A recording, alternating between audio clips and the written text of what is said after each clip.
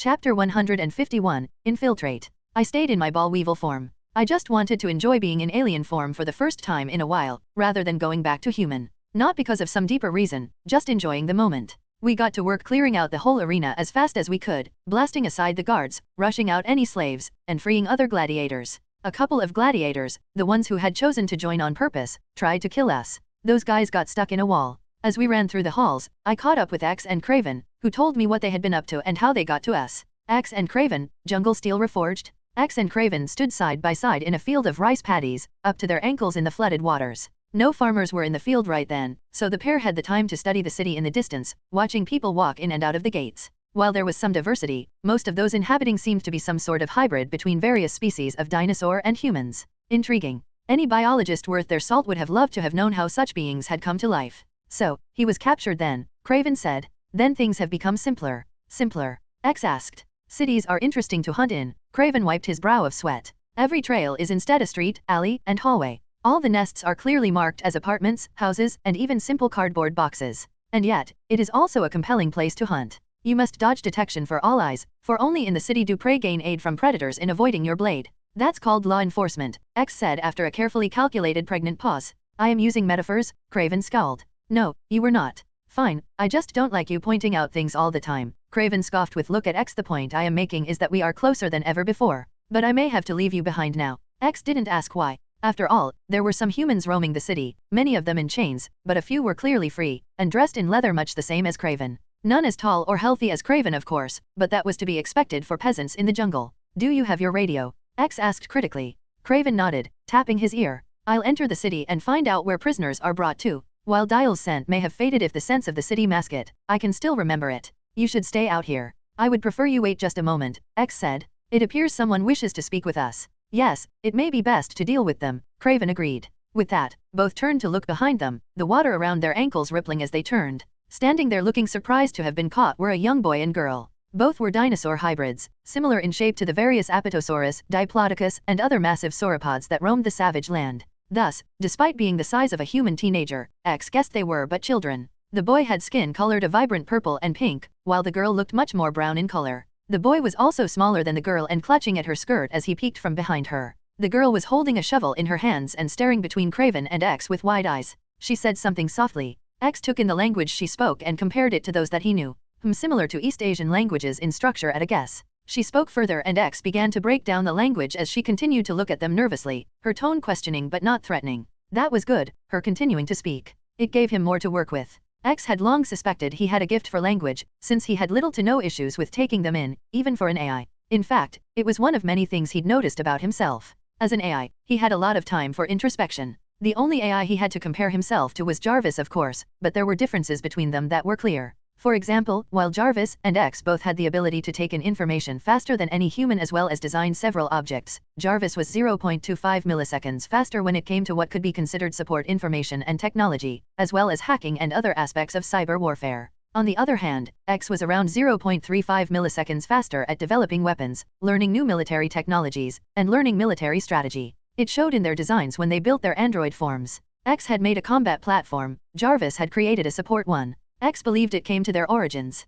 Jarvis, at his heart, had been created to aid Tony Stark, to be his ally and helper, later becoming one of his closest friends. While he had later evolved to become an experienced mechanic of weapons such as the Iron Man suits, the core of him was someone made to help people. X, however, had more complicated origins. He was born of three things. First, the cold and ruthless intelligence of Arnim Zola, a horrific Hydra scientist responsible for the deaths of millions, trapped in a computer with nothing to do but scheme for decades. Second, Jury Rig, a being of incredible intelligence balanced by mania and a specialization for rough and tumble engineering, maneuvering, Mahmoud had called it, but taken to the most extreme level. And finally, Mahmoud himself, someone who, however subconsciously, had his own thoughts and ideas on AI and robotics. So he became a being that was a combination of those things. The cold scientist, enthusiastic engineer, and warm-hearted hero. He was made from a weapon of military strategy and tactics, molded by an engineer, to aid a hero in matters of combat. This capacity for languages however, the one he used to translate the girl's words as they flowed from her, he believed that came from the Omnitrix. He wasn't sure of it. In fact, to the logical AI mind, this belief was almost an oxymoron. But maybe the watch had more of an influence in his creation than anyone knew. Regardless of that, he finally managed to piece together something of a lexicon, compared to dozens of languages. In fact, it seemed the young woman's language had been directly influenced by those of many countries and cultures, suggesting someone from outside the savage land had created it. Intriguing. Are you from the city? The girl asked in her language, looking nervous. Why are you standing in our field? Are you going to hurt mommy and daddy? The young boy asked quietly and tearfully. Incorrect, X replied back in their language, getting a surprised look from Craven. We are trying to find a friend of ours. The girl frowned, Saurian lips twisting. A friend. Asterisk yes. He was lost in the jungle. But we think he entered the city. Asterisk X kneeled down slightly to match their height. Asterisk we just want to find him. Do you know anything important about the city? Asterisk. Just the arena. The boy finally stepped around his sister, looking eager instead of scared now. Asterisk mama says all the great heroes fight there? Is your friend a great hero? Asterisk. Depends on who you ask, X said honestly. Asterisk the arena. Where is that? Asterisk. In the northern district, the young girl said softly. Are you really just here to find your friend? X nodded. Asterisk yes. We will leave now. But I hope you both have a lovely night. Asterisk. You too, shiny man. The boy waved happily, his long tail wagging, then rushed towards a hut nearby, the girl giving them another suspicious glance before going away. When X rose, he turned to see Craven giving him a similar measuring look. You really have a way with the little ones, don't you? Craven asked. If I do, I have never had much reason to express it, X said. I have information on the city. There is some sort of arena deep within it. Based on the dimensions of that building, X pointed out the particular structure, the stone poking above the other buildings and glittering in the sunlight. That should be it. Based on the historical significance of such structures in other civilizations, as well as the signs of slaves we can see, I believe Dial may have been taken there. Craven nodded. Very well. I'll head there and see what I can find. I'll be waiting. The pair parted ways, X moving to hide, and Craven walking down the trail with a wide smile on his face. As Craven entered the city on his own, he felt his smile growing. Usually, he disliked cities massively, but this one had a spirit that reminded him more of the various villages he sometimes stayed in on hunts. There was an openness to it, a blend of the jungle and the building melding and flowing together with the trees, animals hopping through the branches and leaping off rooftops. He didn't have long to enjoy it however. Instead he focused on his job, namely tracking down Dial. The arena, as X indicated, was to the north. Craven strode through the crowd with his head held high and proud, stepping around dinosaur-driven carriages, dodging a pickpocketer, and ignoring the store owner hawking their wares at him. It was as he approached the arena that he began to change his gait, eyes panning the city streets slowly. The instant he saw the right alleyway, he ducked inside it. Taking care to make sure that he was unseen, Craven jumped from wall to wall, making his way up until he had gotten to the roofs. From there he ran across the buildings in a show of agility and speed, staying out of sight of those around him. He noticed a guard patrolling one of the roofs ahead of him. The guard was covered in a natural brown armor that made him look more like a living tank than anything else. X, Craven whispered. The ones that look like sharp armadillos. What are they? Ankylosaurus, X replied through the radio in Craven's ear. Or at least, a member of the suborder of Thyreophora known as Ankylosauria. Interesting, Craven trailed his eyes across the guard's form. It looked bored, eyes blinking lazily as it walked back and forth, its three-toed feet sending pieces of the straw strewn about the rooftop into the air. It was fascinating to watch a being with reptilian features display such a human emotion as boredom. Still, Craven needed to get to the arena, and the guard was in the way.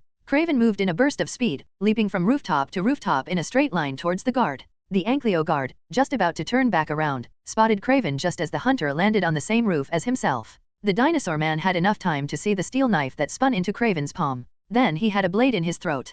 Craven moved on, leaving the guard to fall behind him, and headed for the arena, finally stopping outside on a roof close by, where he kneeled by the edge. Okay, I'm there. It looks as though we were right. How so? X asked. This place is at the center of everything, Craven said, eyes following the crowd, noting every little point. Every street leads here. There are dozens of restaurants all about it, as well as posters and little toys being sold. I can even see a couple of plays. Indeed, a group of cheering children of various species were watching as a pair of men acted out a mock battle with hammer movements, a swooning T-Rex woman in the background acting as the love interest. It was all very Shakespearean. Then our plan is simple, X said. We have to find some way to track him down, if possible with no one knowing we're looking. I'd rather no one take him hostage before we can save him. A good point. Craven looked towards the sun, which was dipping in the distance. It'll be night in just a moment. We should move then. I'll lead you to the arena. Understood, X said. Craven had to wonder if, for just a moment, he could detect excitement in that robotic voice. Craven turned and started leaping from rooftop to rooftop, passing the guard he'd killed on the way without a glance.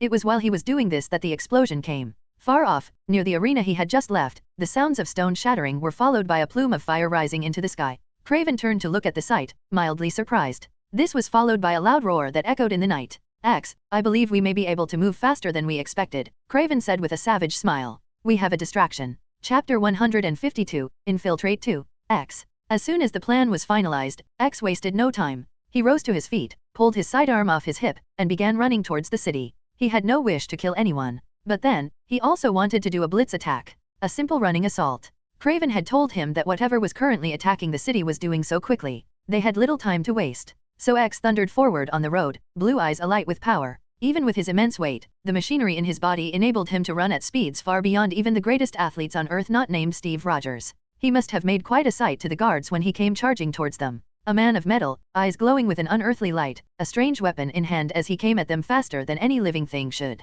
To their credit, the guards immediately prepared to counter his assault. A group of archers immediately came forward, with more people holding spears supplementing them. They wasted no time either, immediately firing arrows at him, with some doing so with crossbows. The arrows hit X's body, then shattered on contact. He continued to bowl forward through the crossbow bolts as well, letting them clatter to the ground. Someone threw a spear at him. X calculated the speed of the long weapon, followed it with his eyes. In the instant before it could hit him, X snatched it out of the air in a display of incredible speed. Then, still running, he spun on his heel and cocked his arm back. When he threw the spear back, the weapon had all the force behind it that his metallic body could produce. The air split apart at its passing. It hit the man who had thrown it with enough force to go through him. The raptor man tossed back onto the ground as the spear continued on to pierce through a stone wall behind him. X didn't give the group time to process the feat. Instead, he raised his revolver. For a normal being, firing a gun while running, especially one as powerful as the massive one X carried, was impossible to do accurately. X had the advantage of an extremely fast mind and a powerful body. However,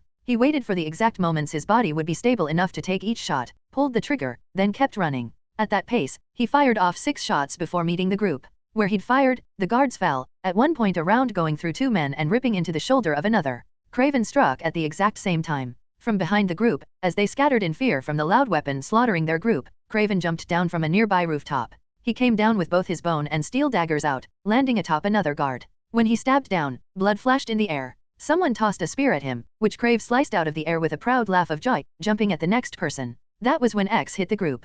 He smashed into them like a truck into a wall, sending them flying. Then X kept going. "You're leaving?" Craven asked X as the robot passed. "My only goal is to find Dial," X said quickly. Craven smiled, then faced the small group of guards. "Good. More for me? I'll see you there." As X continued on, Craven leaped back into the crowd with a whoop of joy, the guards roaring as they went to fight him in return. X ignored that to move on. He could hear a series of explosions moving through the city, headed towards the arena. His legs moved faster. Up ahead, more guards were gathering, running the same direction, only to stop and face him when he came towards them. Without skipping a beat, X twirled his revolver to place it back on his hip with one hand while pulling his rifle off his back with the other. The massive double-barreled weapon was set on his shoulder as he ran. He fired twice, so fast the sound of both blasts blended into one. A raptor that would have slowed his run was killed in nearly the same instant. A stegosaur guard prepared to tackle X. He kept running, boots shattering cobblestones, reloading his rifle, then his revolver. Ahead, another explosion sounded out, while behind he could hear Craven landing to run alongside him.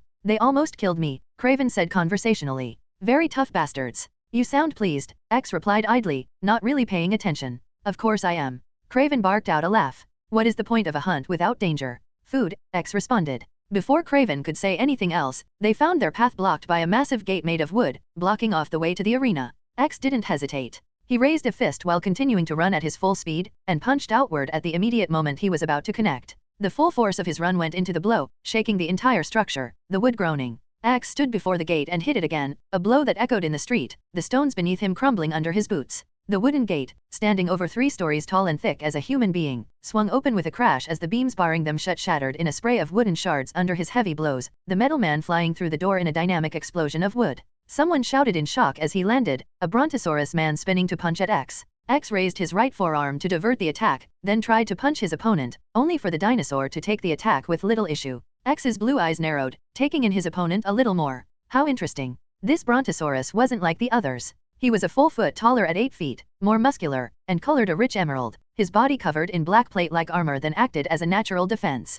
And he wasn't scared. The pair stared at each other for a heartbeat. "I am Bronto, a lord of the Saur Lords," the large dinosaur said. "X, an AI created by Dial," the android said. That was all they spoke. X could hear Craven leap past, shouting. He ignored that. Instead, he raised his hands up in a defensive stance, the now-named Saur Lord doing the same. Then, in a blur of motion, they stepped forward and began to brawl. From the outside, all that could be seen was Bronto and X, their fists blurring at their sides to smash into each other. The pair stood still in the middle of the courtyard just outside of the arena. To X, everything was going in slow motion. He parried, blocked, attacked, pulled back when he himself was diverted, struck in a moment of weakness. Bronto did the same, his eyes harsh on the AI. Someone tried to step into the fight. He's mine. Bronto roared. Focus on the human. An illogical decision. It would have made more sense to have people aiding him in battle. Craven was currently fighting the other Sore Lords, taking them on in hand-to-hand combat. Axe could see the hunter dueling with a pair of Sore Lords. Craven's body was covered in dust and cuts, sweat pouring from his muscular form. Despite this, his smile was downright orgasmic as he took a shallow cut to his forearm to slice into the thigh of his opponent, leaving the Sore Lord to bleed out on the floor. More Sore Lords rushed towards Craven, until he was surrounded. Yes, come at me. Craven laughed. Make this a day worth remembering. The insane lunatic. Axe ignored him for the moment to focus on Bronto. The larger man was more than interesting. He was an anomaly. While all of the Sore Lords Axe had encountered thus far were beyond human levels of power, none had been beyond the ability of an enhanced, trained, or well-equipped human to take down. Until now, as he punched his opponent in the face, only to take a blow to the chest in return. Bronto had strength comparable to some superhumans. Not the high-level ones such as Four Arms, the Hulk duo, or Thor, but certainly enough to fight the Grapplers and Wrath. He was also durable, fast, and experienced. At any other time, X would have found the experience novel, finally having an opponent he could truly test his new android body against. But as of now, Bronto was an obstacle to be removed. X modified his fighting stance in a single instant, mimicking the fighting skills of the most skilled boxers in the world to dodge the next few punches by mere inches.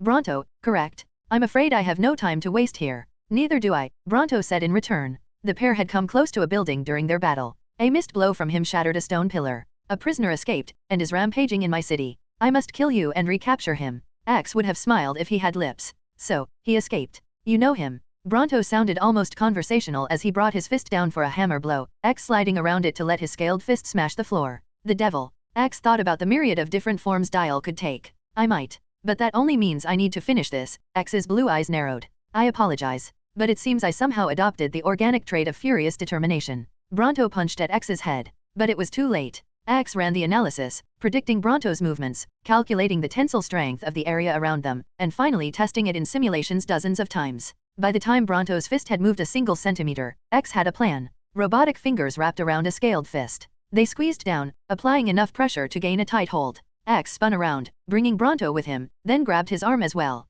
With a heave, he lifted Bronto into the air, spinning in a complete circle before tossing the Sore Lord into the building, stone, and rough glass flying about. X felt a moment of satisfaction when he noted that his opponent had fallen exactly as he had planned, with a small margin for error allowed. X ran in after him. Bronto rolled for a moment and rose to his feet, the building falling about him. The Sore Lord looked up and saw a cloud of dust directly in front of him. A pair of blue lights glowing in the dust were all the warning he got before the dust blew apart. Bronto's eyes widened at the sight of X coming at him with blazing eyes. He tried to block, but the fist landed in his solar plexus with quaking force, shattering his ribs and sending shockwaves all around. In pain, Bronto tried to swipe at him. X employed an elbow block, kicked out at his kneecap, shattering it. Bronto tried to scream, but X chopped with his left hand into the man's throat, cutting off his breath. The large dinosaur stumbled forward blindly, trying to wrap around X, possibly to try and crush him. X's other fist came upwards with just as much power up into the taller being's jaw in a vicious uppercut. Bronto bit his own tongue, his teeth shattering, before he was lifted up and through the roof, blacking out at last.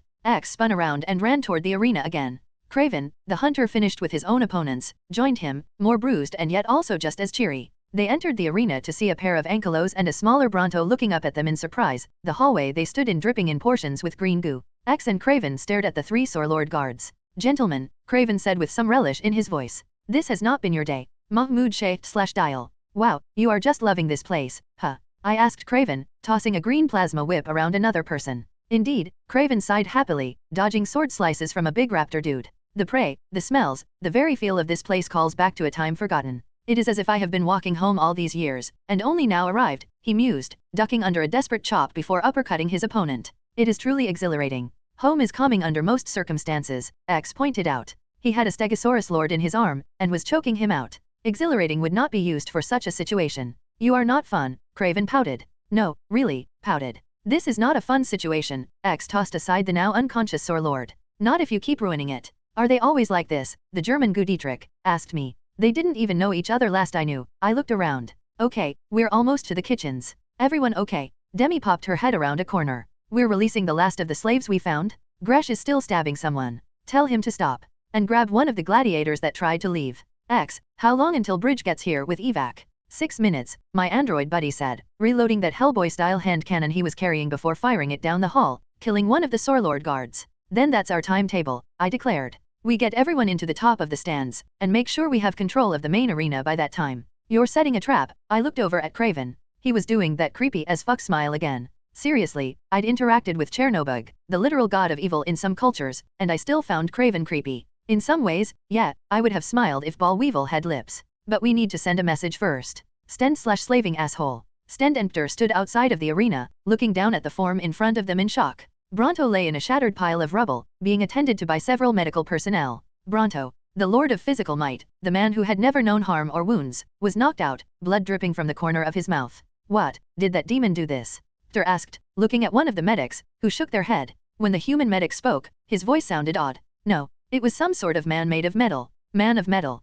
Pter whispered. What has come down on our city? Stend stood silent. He was beginning to think he'd made some sort of miss. His fist clenched tightly before the thought could finish. Hate in his heart. Pter, Stend, the pair turned around, bowing the instant they saw the speaker. Styro stood behind them alone. He no longer wore his robes, trading them for a black piece of chest armor and a pair of gauntlets, an armored waist piece protecting his legs. He had a firm look on his face. Hauser has escaped.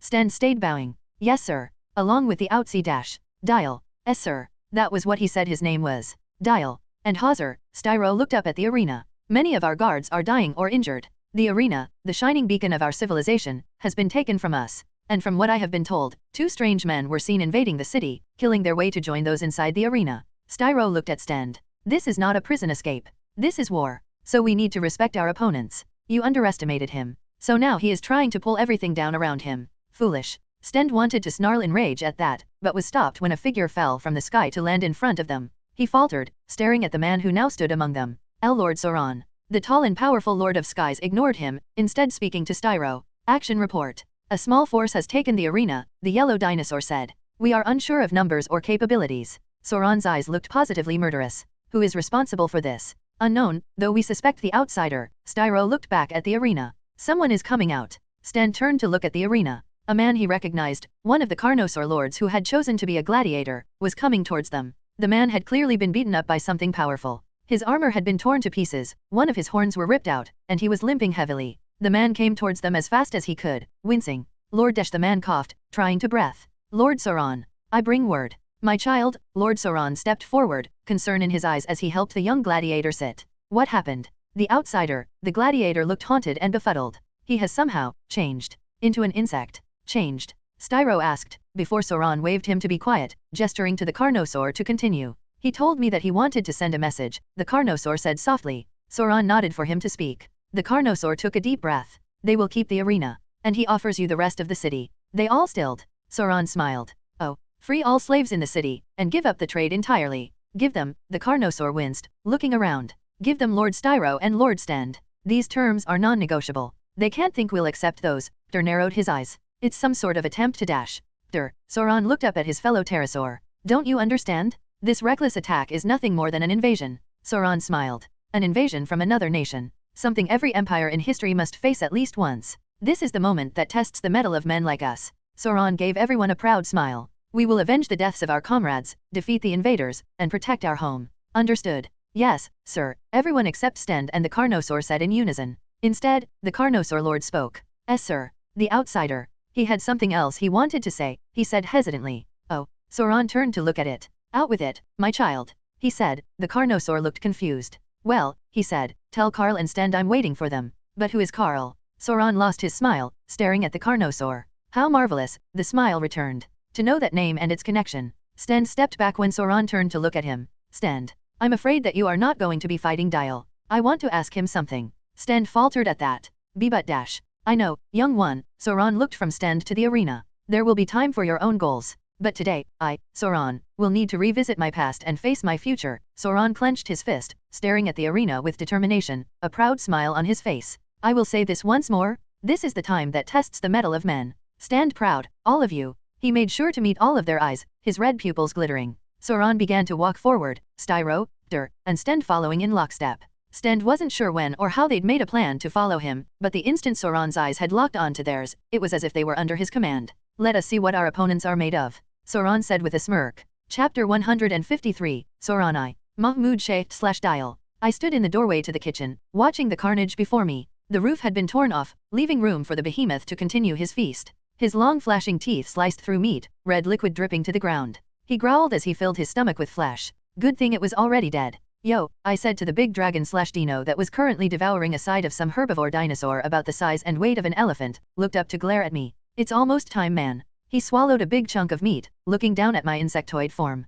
He growled something. While the Omnitrix was hopefully back to normal, Hauser still wasn't speaking any sort of language I could understand. I didn't know if that was because he was less sentient than I thought he was, because he was just magic enough to muddle the Omnitrix up, similar in some way to wild mutt species, or just because he was refusing to speak at all, but that was the situation. Are you full? I asked while scuttling forward on my 6 legs, dodging around the many things that had fallen on the ground. Because we have a fight soon. He growled. Yeah, you get styro, but we have the rest to deal with. If he could have, I think he would have rolled his eyes. I let it go. Come on. We're going into the arena. One last fight. Then we turn this whole place to rubble. I turned around and left. Soon, I heard the footsteps of a giant follow me. I got to the arena, where my fellow former slaves, X and Craven had been setting up. They'd tossed aside the crap armor and weapons they had been wearing to replace it with quality gear. As I entered, everyone looked at me, then up, and up, until they were looking Hauser in the eyes. Grrrrrrrrrr, Hauser said, looking around at them all. The gladiators and freed slaves stepped back, even Demi. X cocked his head to the side, looking up at him. Craven. Oh, Craven stared up at Hauser, a look of stunned awe on his face. Magnificent. Absolutely magnificent. Craven looked down at me. Huh? You've been hiding something quite special from me, Dial. Don't try it, I said, walking past him. Hauser might end up killing you. You can't simply entice a man like that. Craven walked up to look at Hauser. The Earth Dragon leaned down to glare at him. Craven smirked. When all of this is over, I think you and I will have to have a discussion. Hauser. The Earth Dragon cocked his head to the side, a flicker of flame coming from his lips. Craven, on seeing that, looked like he'd never seen something more amazing. Seriously, at this point, I was pretty sure anyone who tried to pull him out of the savage land would be fighting a losing battle. I came up to X. How long until the Quinjet arrives? 4 minutes, X said. Perfect. Hey X, thanks for coming for me, man, I said quietly. The past few days were damn hard. X stared down at me. I was worried. We had no plans in place for things such as anti-metal, despite knowing of its existence. Or any secondary plans for if the Omnitrix could be damaged in some way. The Omnitrix usually was the plan, I grumbled, looking down at the symbol around my neck. I put a lot of faith in Azimuth, but I should remember he isn't omniscient. Just smart enough that it seems like it. Who is Azimuth? Gresh asked nearby. I ignored him. Probably shouldn't have, considering what he made of that later. Regardless of that, X said, your current plan isn't the kind I would have expected from you, especially if your hatred for this stand person is as you said it was. It is, I would have smirked if I had lips. Stand. I think if I have him pegged, nothing will piss him off more than my plan. X shook his head, his blue eyes spinning briefly. And Sauron. He's the threat. The main threat. Fire breathing, super strength, speed, flight, the ability to absorb the life force of others, the ability to control minds. Sauron is the one I'm most worried about. We have no idea how much of his power is the way I remember it, but I do know the guy is powerful. If I had my way, we'd have a small team taking him on. As of now, that isn't the priority. I looked at the group of people we had helped. Around 50, in total. I went over to them. Gresh, Demi, and Wing Girl. Okay, I just realized something. I had no idea what her name was. Hey, I said, walking to look up at her. What's your name? She looked down at me, leaning down to look me in the eyes, blue skin glittering in the light of the Omnitrix around my neck. I'm Gina. Nice to finally meet you, I said a little awkwardly. I'm sorry it took me so long to ask. We had a lot to get done. Gina blinked down at me. She looked better. Her torn-off wing, or at least, the section it been attached to her back, was beginning to heal. But I could still see that undercurrent in her emotions, that deep sadness that filled her. I left that thought aside, instead focusing on the moment. Demi, take the civilia dash. I cut myself off. Right. I was so used to thinking of people who needed help as civilians. But in this setting, that word didn't really have as much meaning to former slaves. Take anyone who can't fight up top. Transport that can fly will come by soon. I need you to help defend them with the escort team, so you're in charge. Understood. Demi nodded, speaking in that oddly feminine voice of hers. I have no problem with that. Why is she in charge? The raptor guy grumbled. Because Sauron can breathe a fucking fire, I told the guy impatiently. How about this, if you want to block that, you can be the leader. I was just asking, raptor guy said at last, looking pretty disgruntled. You're a warrior. I narrowed my eyes at him, then at the rest. I'm taking a chance, trusting a lot of you. So stop questioning my orders. We don't have time to swing dicks around just so that you can feel better about yourself. We all get out of this place, free to eat, drink, and whatever, and I guarantee you that I can get you out. Before you guys ask how I can guarantee that, remember that I have a robot and a dragon helping me, so your arguments are invalid. X blinked by shuttering, his eyes closed, while Hauser prowled forward, Craven still eyeing him like a steak dinner. So stick to the plan. I looked around at everyone. The arena team boxes it out. The escort team protects civilians. Besides that, we all have our personal opponents. Ready. No one spoke. I took that as a yes. All right. Head to your places. And Gresh, what the hell is the Avengers symbol doing painted on your chest? I finally noticed it. The reptile man now had a half-assed a symbol in a red circle emblazoned on his chest and stomach, dripping wet even as we spoke. Ah, you like it? Gresh thrust his chest out proudly. The metal man told me this was the symbol of your nation. Gresh, I'm starting to wonder if you're more dangerous than I thought. Thank you, he said proudly. Not in the way you think, man. I said, starting to realize Gresh might be more off than I thought. By the way, sir, X said, distracting me. I looked up at him. Shouldn't you change back? You may come close to passing your time limit. That was a good point. If I changed back now, I'd be less likely to drop transformation mid-fight. With that in mind, I reached for the Omnitrix with one of my legs, tapping it to turn back into a human. The Omnitrix beeped. Wait, what? I said, still in ball weevil form. I tapped the Omnitrix symbol again and again. It beeped each time but left me in my tiny yellow form. What? First you break because of some chump metal, and now you decide to stay in alien form. I tapped at the symbol again and again, getting nothing for my efforts. What is happening? X asked. I'm stuck, I grunted, irritated. Fine. Whatever AI or Azimuth or Eunice being funny, I'll just deal with it, I said without much heat. Stuck in ball weevil form. Not that bad, really. I was just curious as to what was going on. Did this mean the Omnitrix was still repairing in the background? Whatever the case, it was time to get ready for a fight again. Places everyone, I said as badass as I could while looking like the latest adorable product of the Pokemon company. We've got bad guys to fight. We stood side by side when they entered. I was in the center, with X on my left, then Craven. On my right were Gresh and the Ankylosaur Gladiator. Behind us, towering tall on the large stone platform, was Hauser, his flames dripping from his mouth like magma to scorch the rock under him. Sauron strode onto the sands of the arena with his hands behind his back, a proud smile on his face. He wasn't what I expected. More, well, he kinda reminded me of Steve, to be honest. It was in his stance. The proud way he held himself, straight-backed and powerful. Like he wasn't above the rest of the world, but he also damn sure wasn't going to bow to anyone. He looked almost heroic, which I wasn't sure I liked much. Styro was wearing armor as he stood on Sauron's left side. He looked almost unearthly calm. As soon as he came through the doors, his eyes snapped onto Hauser, and I felt the heat behind me rise. Oh yeah, Hauser and Styro had some words they wanted to trade. Hector was on Sauron's right side, clutching tightly at a pair of knives as he strode in. He smirked at us, looking far too cheery for my tastes. A pair of eyes took him without him noticing. Just as planned. Stend was just behind Hector. He looked at us, passing his eyes over me. Then they snapped back, his jaw dropping at the sight of me. I would have smiled if I could have.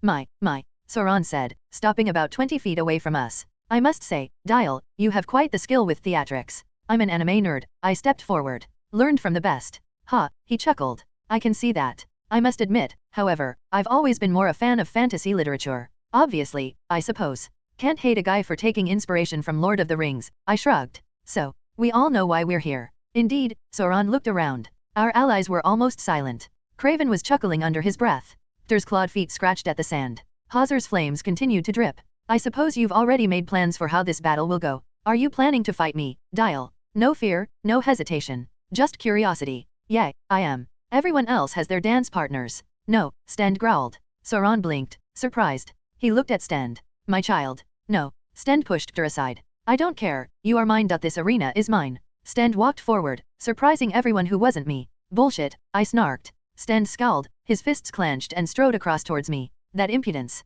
I'm going to dash. Stend, Sauron growled, his eyes flashing. Stend stilled in an instant. Don't move. Stend's eyes widened. His muscles twitched as he stood there. I could see him struggle to move. Mind control. Sauron must have hypnotized him already. From what I knew of the comics, that usually took eye contact. Stend vibrated in place, his breath coming fast and panicky. Dial is mine, Sauron said casually. It is okay. You clearly are too close to this. Step aside. Fight dash. Stend's eyes widened again. He stepped forward. Sauron's own gaze shook. Stend dash. He is mine. Stend stared at me, his eyes almost insane. I will have your life. Dial. He shook like a dog, and Sauron gasped as though in pain, stepping back in surprise. Stend rushed forward, claws outward. Dial. Told you, I said to my left. Yes, as Stend tried to claw at me, X stepped in the way and easily caught his claws. You did. Stend screamed, trying to rip into X, only to stagger when X easily lifted him off the ground. What? You wanted to learn about the modern world? I asked smugly. About all the little wonders we've created?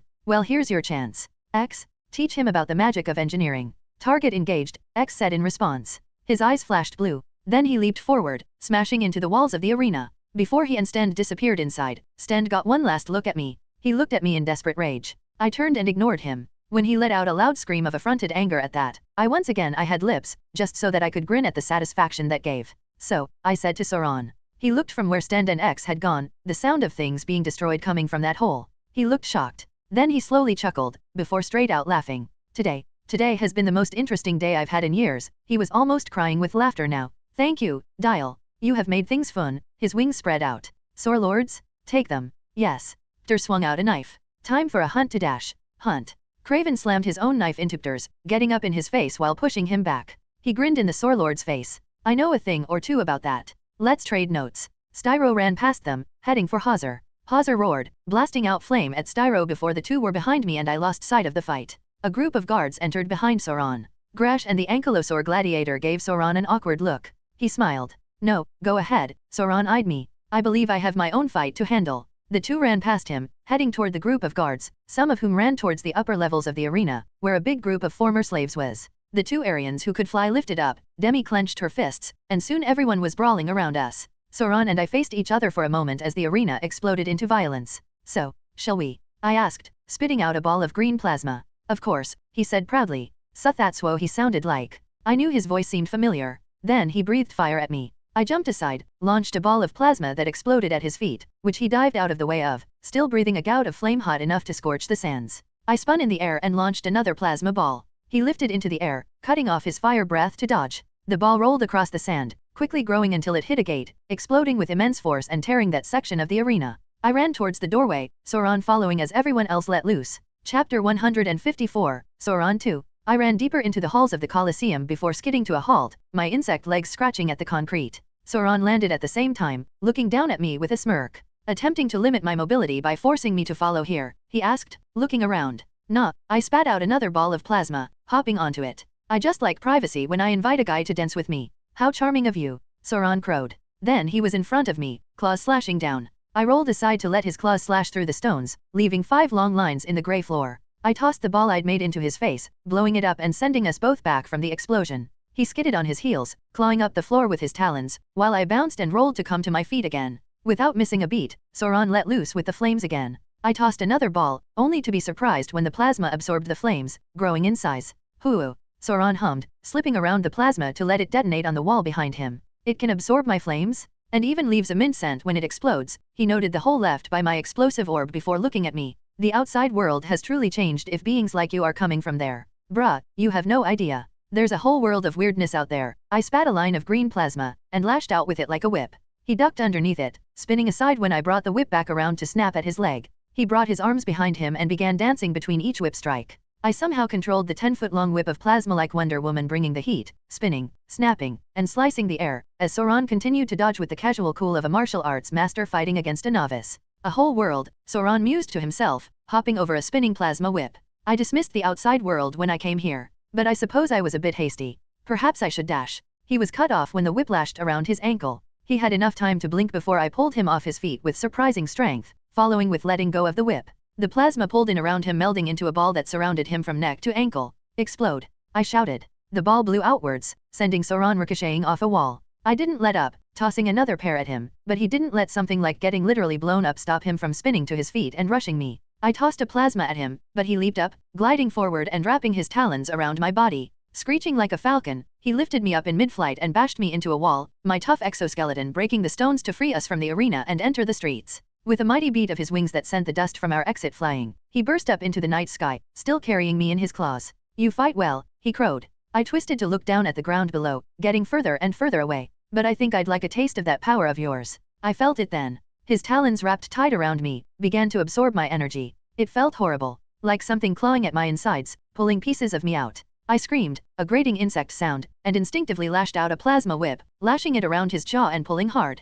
He let out a muffled shout as his mouth was forced closed, spinning in the air and letting me go in shock. I let go as well, letting the whip wrap around his long jaw entirely before blowing up in a green ball of smoke with incredible force as I fell towards the ground, spinning around and around. Exhilarating. Sauron shouted above me. This is what I've longed for. What is the point of having the power of gods if you can't unleash it, test its limits, to create storms? He had a point. Our fight was getting a little insane. The cracks of explosions were erupting everywhere, the sky alight in green, silver, and red as he and I traded blasts blow for blow. I spat out another ball of plasma, catching it before it could fly out of my reach, then spat out as many as I could up toward Sauron. He ducked and dodged in the air, the sky getting lit up by green explosions as each ball blew up around him. Hellzone grenade. I shouted, stealing my favorite Namekian's move as I unleashed a final barrage of plasma. Not enough. Sauron crowed. His hands glowed a bright silver that flickered with all the colors of the rainbow before he brought both up over his back then swung them down. Pulsing beams of energy flew from his hands, aiming for me. As planned, I raised the single plasma ball I'd prepared. I was surprised when, rather than coming for me, the twin beams of energy shot around me. What the dash? You were planning to absorb the energy, Sauron said with a smirk. But how do you deal with this? The twin energy beams met just behind me, blowing up in an explosion of silver that sent me flying upwards. I shouted in surprise as I twisted in the air, narrowing my eyes to hold back the pain. At the same time, Sauron found himself surrounded by a field of plasma balls. He watched them all with amusement, looking down at me as we both fell. Heh, I think if you had lips you'd be smiling, wouldn't you, child? Fuck yeah, I said. Then dozens of plasma balls exploded with a thunderous sound that cracked the night sky above the city. I fell down fast and hard, propelled by the explosion. Below me, a building made of stone came up to meet me. I spun as best as I could to face my back downwards, making it just before I hit the roof. The roof cratered under me, then crumbled. I fell through it to land on the floor below in a shower of dust. I bounced upwards, then got hit by a falling piece of rock, before I finally lay on my back, looking up at the night sky full of green explosions. Ow. I took in the pain with a weird sort of happiness, if I'm being honest. I'm not a masochist or anything. It's just, I'd been worried I'd never get to fight an alien form again. Fighting against a superhuman opponent on equal ground, coming up with creative ways to use some crazy new powers. I loved it. It was good to have the Omnitrix back, for all that I felt fulfilled knowing that I could take on challenges at my weakest. I lay there watching as the explosions faded through the 5-foot-wide hole made in the roof by my impact. A shadow swept down from them, streaming smoke. He finally landed at the edge of the hole, looking down at me. That was Dash. He cut himself off, coughing. That was a big explosion. Are you going to lay there all night, child? I was just taking in the view, I replied casually. You know, for someone who literally enslaved people and forced them to fight in death battles, you're a real friendly guy. Sauron smiled down at me, not moving as I rolled over to my stomach, spitting out a ball to hop onto. I am finding myself in a bit of a good mood. Still, I do think manners are important. You should teach Sten that, then. Because he's an asshole. You know, I think he was planning to dethrone you. I'd figured that out a while ago. Sten's obsession with obtaining knowledge, the fact he was equipping his own men with Damascus steel while no other guards had it, the dissatisfaction he showed with how much Sauron hadn't shared about the outside world. Sten hated Sauron. He wanted him out of the way, wanted to replace him and steal more knowledge, to rise up. He does, doesn't he? Sauron sighed. But that is simply the way with the truly ambitious. You try to feed their greed, but it's never enough. I was hoping he'd try his revolt later in the year. It would be a good test for my sore lords, fighting a civil war. After all, it is a testament to a father when his children show the will to surpass him, he said in that hammy as hell voice of his. I stared up at him. You just let a civil war happen. Yes and no. I would try to stop it beforehand, first through peace, then through violence. But if it happens, it would be a learning opportunity. I want my city to grow, to become a civilization of its own, fighting the battles both literal and philosophical that all other societies must. Sauron looked around the city. But that has nothing to do with our battle. Now, Dial. Shall we continue? Yeah. I fired immediately upwards, the roof exploding under him. He somersaulted back, dodging my next blasts, then firing silver beams of energy at the roof, trying to force the whole thing to fall on top of me. I spun in a circle on the ball I was standing on, spitting out plasma as I pivoted in place, the plasma orbs rolling outward and picking up debris as it fell to the ground. I exploded the orb under me, letting it propel me out of the hole. The orbs I'd unleashed blew apart as well, turning the top floor of the building we'd been fighting on to nothingness. That's the nice thing about ball weevil orbs. They don't leave rubble but instead clean it up. I landed on another rooftop and kicked more orbs at Sauron, who dodged the 3 I launched before he was on top of me. He blasted me with a single energy beam before I could block it with a plasma orb. I took the painful hit to my stomach, launching an orb out that hit him in the chest as well. We both went flying back, landing on opposite buildings and facing each other. I was breathing hard, trying to keep my eyes on him. We were both covered in scorch marks and bruises. While I didn't have bones in my form, I was pretty sure every muscle inside me was a little tense. You're hard to kill, Sauron mused, chuckling just a bit. This form you have taken is quite the tough one. I thought of Diamond Head, 4 Arms, Wrath, all of my tougher aliens. You have no idea. I suppose I don't. Sauron cocked his head to the side. I must ask, child, are you like me, a human forced by circumstance in a powerful form? Or are you? No, if you were a muta and asterisk $. The rest of what he said was a blinding screech of noise as my head exploded. I screamed in pain, shocked at the suddenness. What the fuck? Is this what his brainwashing felt like? I'd made sure not to really look him in the eyes. Why was this happening? I shook my head, struggling to keep my eyes open. But when I looked back at Soran, he seemed as surprised as I was. Then his face cleared with realization. Ah, my old friend, even now, what did you do to me? I struggled to say. Soran shook his head. I did nothing. It isn't my secret to tell. But tell me, how do you know my human name? I read it on the internet, I forced out as the headache suddenly disappeared. For a moment, I felt guilty horror in my mind, but that faded as well, which surprised the hell out of me. Soran cocked his head to the side. The internet? I suppose it became pretty big while I was here. I'll have to visit the mainland when I'm finished here. You won't be able to do that without being in a cell, I growled, annoyed at the pain in my head. Oh, Soran chuckled. I suppose we're both being overconfident, aren't we? Overconfidence is just confidence after you win, I returned. As I spoke, a purple light in the sky behind Soran flashed. Besides, I know two things you don't. Soran, still chuckling, kept trying to meet my eyes, which I kept dodging. I suppose that statement is the beginning of a very surprising development in this fight of ours? Very well, he tapped his chest with his fist. Show me those two things. I think I'll let them speak for themselves, I spat. From out of the sky, a silver streak fell. Soran, reacting faster than I could believe, desperately leaped to his right. A fist of vibranium hit the roof where he'd been standing, shattering the roof with ease. Without stopping, the silver figure spun around to punch at him again. Soran flipped back before the roof fell under him from the first blow. Then his eyes widened when a purple beam of energy came down, the pterosaur man countering it with his own silver beams of energy to explode just in front of him. He flew up and hovered in the air to dodge the plasma balls I launched at him, the green orbs finishing off the section of roof he'd been standing on. I landed at the same time as my friends did. Creel, standing in his full vibranium form, ripped his shirt off, glaring at Soran. I know X said this guy would look like a dinosaur man, but he really does look weird. He clenched his fist with a metal-on-metal squeal accompanying it. Phantasma floated down to my right, landing on her high heels with elegance and grace. Not necessarily strange, Mr. Creel. We have seen many wondrous things. This man is simply yet one more. That's the nice thing about being an Avenger, I snarled as much as my adorable bug from could. You see a lot of cool shit. If this were an anime, there would be 3 panels showing Creel, myself, and Phantasma in a close-up of our faces. Soran quirked an eyebrow. Well, it seems things have gotten dangerous for me. Fuck yeah, Creel sped forward, followed by myself on a green plasma orb and Phantasma, who twirled up into the sky. Good to have you guys back, I said before we all unleashed hell once more, Soran letting loose as well. Chapter 155, Soran 3. Just before Creel and Phantasma joined Dial, X. Pushing with just enough force, X tossed Sten through another wall, then let him go. X noted the room they'd found themselves in, some sort of public bathhouse built inside the arena, possibly for those guests who were rich or important and wanted to relax in between bouts. It was rather primitive in design, with brown stones pressed together with mortar, and water flowing into the baths, most likely piped from somewhere else where it would be boiled first. The water was cold now, dripping everywhere. X took in the sight for a moment before looking back at Sten. The slaver spun to his feet, glaring at X. Who are you? X, an AI created by Dial. I have been told to guide you in a lesson on making mistakes. X lowered into a martial arts stance, facing Sten with blue eyes glowing. Sten stared at him, uncomprehending, before growling. Fine. I'll kill you first, then I'll find the outsider and dash. The Stegosaur man ducked when a metal fist tried to take his head off, only to receive X's boot to his chest, sending him back into a pillar, his back spikes embedding into the stone. You misunderstand. X swung his fist again, Sten blocking with crossed arms only for the force of the blow to send him through the pillar, leaving the man sliding back on the wet floor as chunks of stone flew about. This is a lesson. Be silent and take it in. You dash. Then Sten was forced to dive aside as X kicked out at him. Sten swung his tail out, the 4 spikes flashing out to stab toward X. X grabbed the tail out of the air and pulled while spinning, letting go to send him skipping across the water of one of the baths like a stone before he hit the side of the pool with a large splash. Silent. Now, the first thing you must learn is simply not to enslave individuals anymore. I will allow that you were raised in a culture that prided itself on such things. X walked around to where Sten was sputtering in the water. But it's an uncivilized and cruel practice. However, that brings me to my second subject. Sten struggled out of the water and got on his hands and knees, dripping wet, only for X to punch him in the face with enough force to send teeth flying. X kicked him in the ribs, sending him sliding back.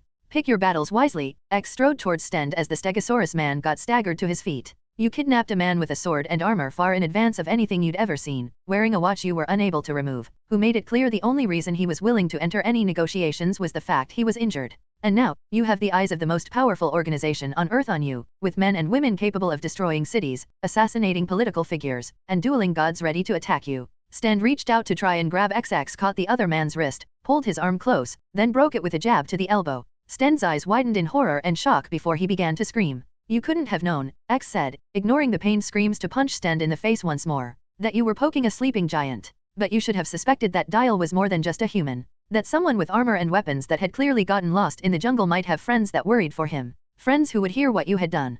Who would become enraged.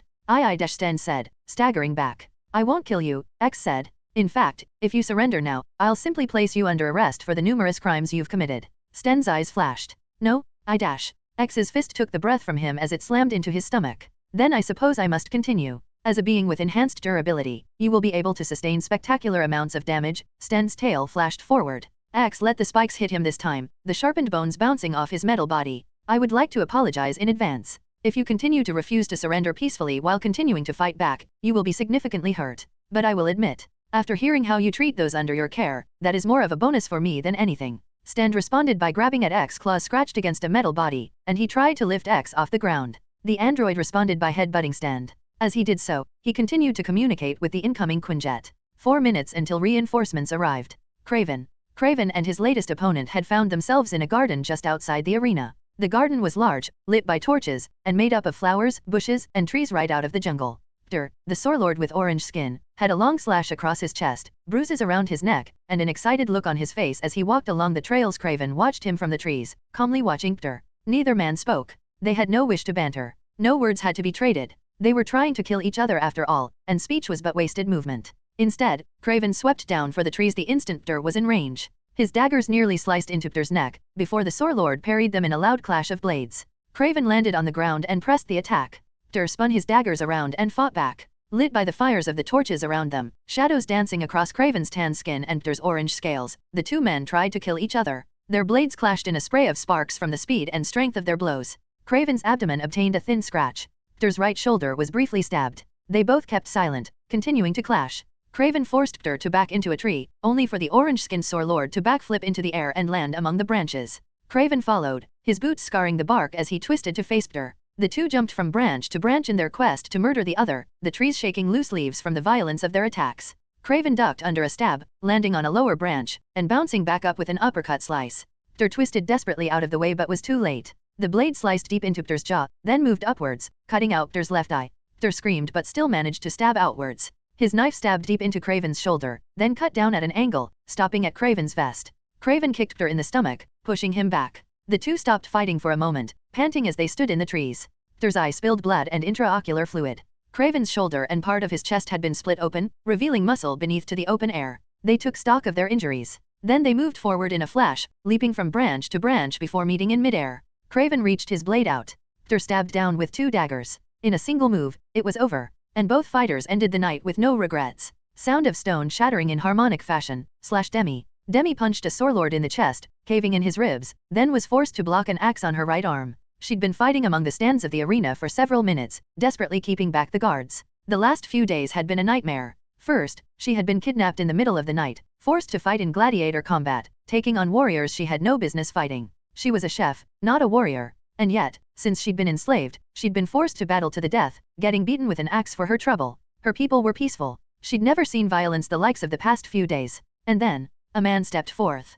From all the rest of those enslaved, he'd been kind. He'd also been a killer. She hadn't known the two traits could be in a single person in such excess. The man had trusted her with a single task. Protect the civilians, as he'd called them. Those who were unable to fight. She wasn't sure why she didn't count among them. But Dial had praised her. Said she was a natural. She'd try to live up to that. So she fought on, getting exhausted. The Sorlord guards were pouring in, trying to get to the people higher in the stands. She punched someone's sword. A T-Rex lord's teeth snapped against her skin. A Bronto punched her back before the raptor gladiator stabbed him in the stomach. Demi took deep breaths, trying to keep on her feet. A small army was coming at them. Above, the 2 winged Aryans were throwing spears as they dived and rose above the crowd, fighting desperately to help while dodging arrows, the male already having a single one embedded in his thigh. Below, she could see Gresh slicing and leaping about, fighting frantically, the Ankylosaur lord dueling with 2 others of his kind. Somewhere in the distance, green explosions could be seen in the city, with plumes of fire to the east. Dial and Hauser. 10 minutes. That's how long X, so shiny, had said they had to survive.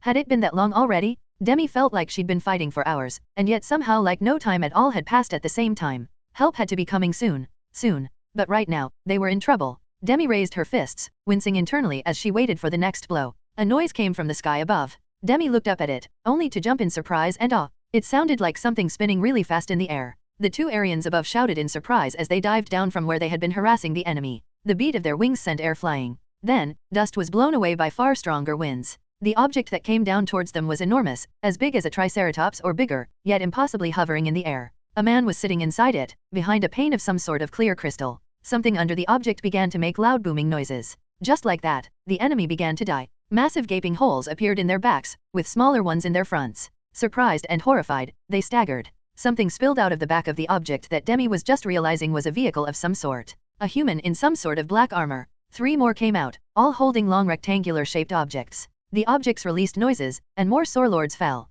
Get into the Quinjet, the vehicle said, surprising them all. It sounded like this is our escape vehicle. Enter it as fast as you can. Holy dash, the Raptor Gladiator was about to say before he was cut off by more loud noises. Get in, one of the humans said in a language Demi didn't understand. She could understand the frantic way he pointed, however, and quickly rushed to follow his instructions. The humans who had come to help split up, some going down to the arena to aid Gresh and the Ankylosaur Lord who had been helping him. Gina, the Aryan with one wing, panted as she pulled her spear from the chest of a Sorlord. These are the Avengers, she shouted, her face set in amazement as people ran into the back of the vehicle, standing awkwardly inside. Someone chuckled, apparently understanding the word Avenger. Nah, lady, that's them. He pointed up at the sky. Demi and Gina looked up in unison just before entering the Quinjet. A woman dressed in purple, holding a man made of metal, shot over the arena, headed in the direction of the explosions. Gina's face lit in purple light as she watched a woman fly with no wings to support her, her mouth open in awe. Hazar/the Earth Dragon. Styro burst out of a 3rd story headfirst, falling to the street below. A plume of fire burst forth from the hole he created, lighting the street in a burst of red. The flames faded before the building began to shake. Moments later, it crumbled apart as Hazar exploded out of the stone structure, magma dripping from his lips as he roared.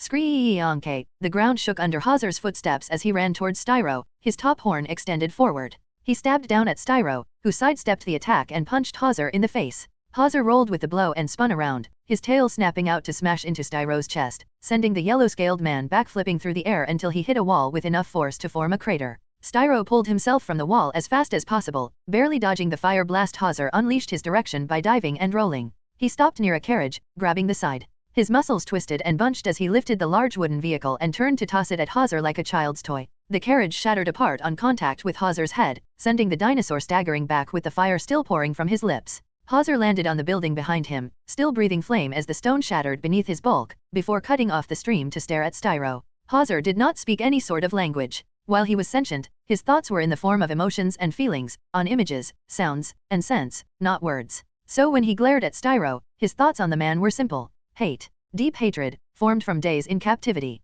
Styro, on the other hand, only stared back at Hazar with a neutral look on his face. Deep within Hazar, the flames that had been blended into his body raged forth. He held them back. Thus far, Styro had been dodging all his flames. Hazar was a trained fighter. He knew better than to stick to a strategy that wasn't working. Instead, he spun in a circle, lashing out with his tail again. Styro ducked under it, then had to back off when Hazar followed with a kick, his talons sending Styro back in a roll. Using that momentum, Hazar snapped his teeth out at Styro, who caught the dragon's jaws in his hands, holding them open. Styro grunted, struggling with the massive being attempting to devour him. You've gotten stronger. Hazar understood the words, if not as language, then at least the feelings behind them. They only enraged him further. He had not gotten stronger. As Hazar lifted Styro and tossed him aside, the Earth Dragon knew the truth. He had simply regained his true power. He was finally unleashed, ready to unleash hell. Styro landed on a nearby building and started running, just before the building he'd been standing on began to crumble. The roof exploded in a burst of fire. Hazar stood in the flames, his eyes glowing with power. Styro landed in front of him and stood tall, gazing upon Hazar. The pair eyed each other, one glaring, the other smiling just a bit. Then they rushed towards each other, slamming together with explosive force. Yeah, the fight was gonna take a while. Carl Lycos/Sauron. My name is Carl Lycos. When I was a child, my father, a famed paleontologist, took me to the Antarctic Circle, a place called Tierra del Fuego, on an expedition. With us came a man named Dr. Anderson, who brought his medical skills, and his daughter, Tanya. As a young man, Tanya was everything to me. As a child, I felt so alone. I went on expeditions with my father so often that I had no chance to speak with anyone else. All I had were my books and my father. So Tanya, she changed my life. She was smart as a whip. She was brave. And she was funny. Or at least, I thought so at the time. In truth, my memories of Tanya become rather rose-colored as the years pass. But I can't help but remember those days fondly. Tanya and I in our tent, her white hair cut short, her blue eyes flashing as we talked about Lord of the Rings, dinosaurs, and shared jokes a child finds hilarious. We spent months in the Antarctic Circle, playing together, reading, making plans for the future. One day, she kissed me. Because she wanted to. I only wish I could have been as brave as she was. Because, in the end, Tanya was everything. And the beginning. One day, she went missing. Our fathers went looking for her, telling me to stay behind. But I went anyway. And found her, impossibly, fighting a group of pterosaurs in front of a cave. I wasn't as brave as her. But that day, for the first time, I did something courageous, charging in with a walking stick held high, to save the girl I loved, just like the heroes of my books. It ended with me bitten, scratched, and hospitalized, deliriously screaming about prehistoric dinosaurs somehow alive and attacking us. That, in combination with Tanya hysterically trying to say the same thing, led to no one believing us. By the time I recovered, well, no one is easier to convince than a child. Tanya and I were left believing what we had seen was impossible. We must have been attacked by some other wild animals. Had made up the story. We went back home. I continued my studies, sending mail to Tanya, though I have never seen her again. Then, one day, I began to feel sick. I was tired, sore, and dizzy. My dog, Jasper, tried to comfort me. He was the first being I ever absorbed energy from.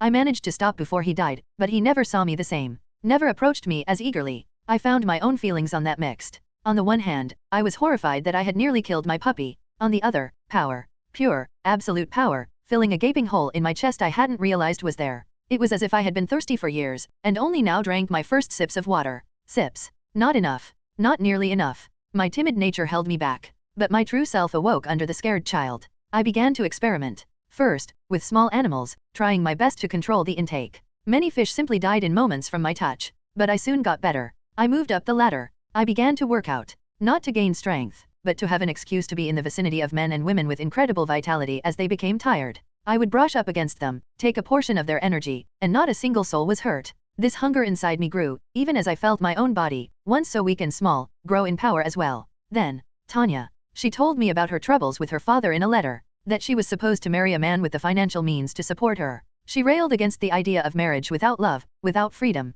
And I began to put my efforts towards medical school, focusing on a field that would make me a great amount of money. I became a skilled hypnotherapist. I used that profession to become close to my patients, obtaining money even as I absorbed their vitality, even using medical technologies I created to make the process easier. I began to approach Tanya about the prospect of love. I met a man who opened my eyes to a greater world. I helped his students. I helped myself to their energy. And it went off even better than I had hoped. One of his students awoke my true self. I still remember the pleasure of my human weakness burning away to reveal the man I had always been. I took a name befitting my power. No more was I Karl Lycos. I was Sauron. Named for the symbol of power I respected most. I took to my new gifts with ease, battling my enemies with brilliance, despite some minor defeats. Mere gravel on the path to my greatness. But, my wishes began to change. My true destiny called me back to the place of my birth. To the distant lands that had made me. I left America. I flew back to Tierra del Fuego and found my way further south. And soon, I found myself in the cave Tanya and I had been fighting in front of. I entered the cave. I followed the tunnels and soon reached my new home.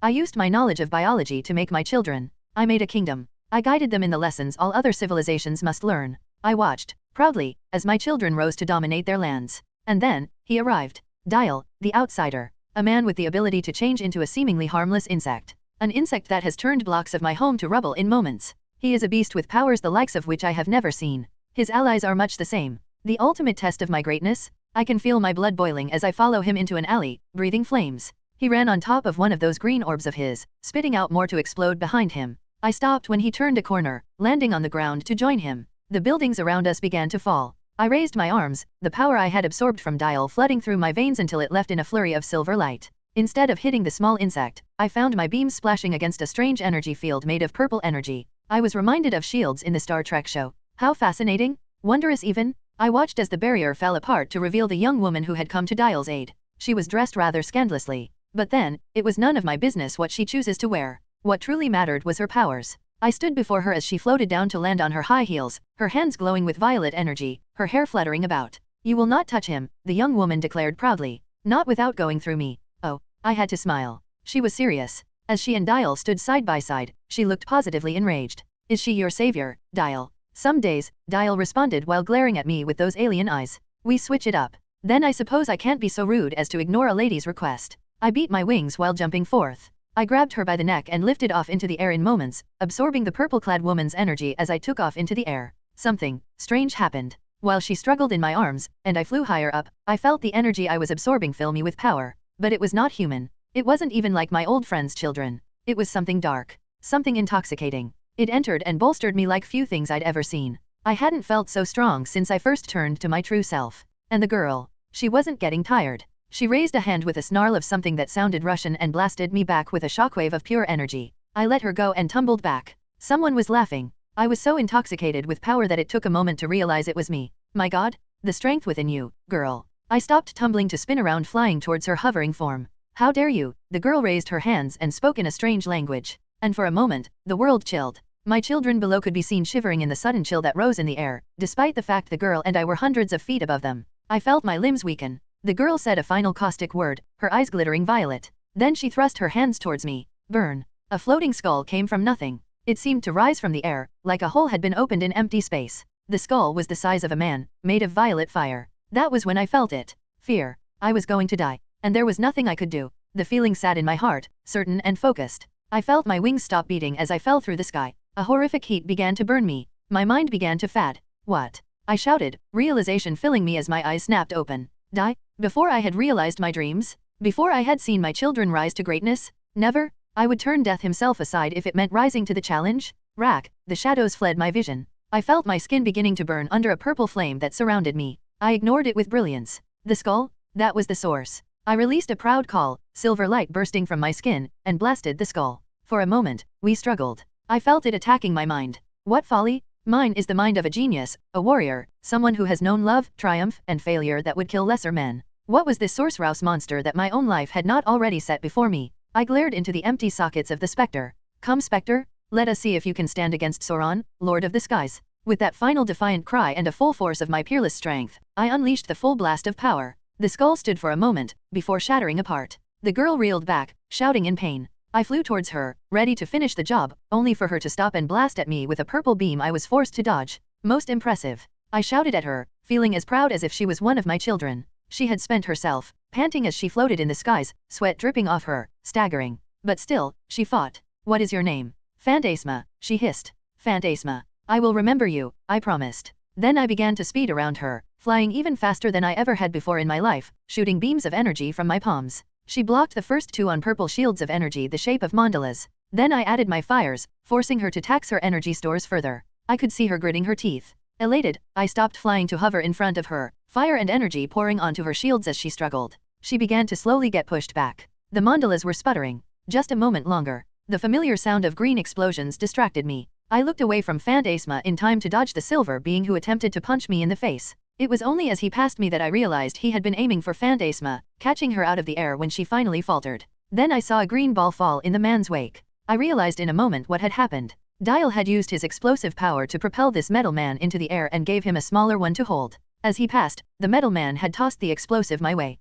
I had enough time to raise my arms before the explosion sent shooting out of the sky, landing in front of a guard tower. Dial landed in front of me, followed by the silver man and Phantasma. The three eyed me as I stood up. I was laughing. The fuck you laughing about? The silver man said rudely. I scoffed at his language, clasping my arms behind me. I am amused, of course. And happy. About getting beat up? Dial asked, cocking his head to the side. Of course. I laughed, ignoring Dial's small there he goes again comment. Don't you know? The most important part of this isn't me, it is the city. Its people. All fighting to defend it, from the monsters attacking it. What are you talking about? Phantasma panted. You enslave people, force them to fight in deadly battles. You've been gaslighting a city for decades, Dial growled. Never telling them the truth. I looked at the guard tower. How serendipitous that we should land here. The three before me looked at the tower. Through the windows, we could see my people watching. Saur lords, humans, Saurians, all staring at us. At them in fear. At me, with hope. They were too far to hear us speaking. But I knew what they thought we were saying.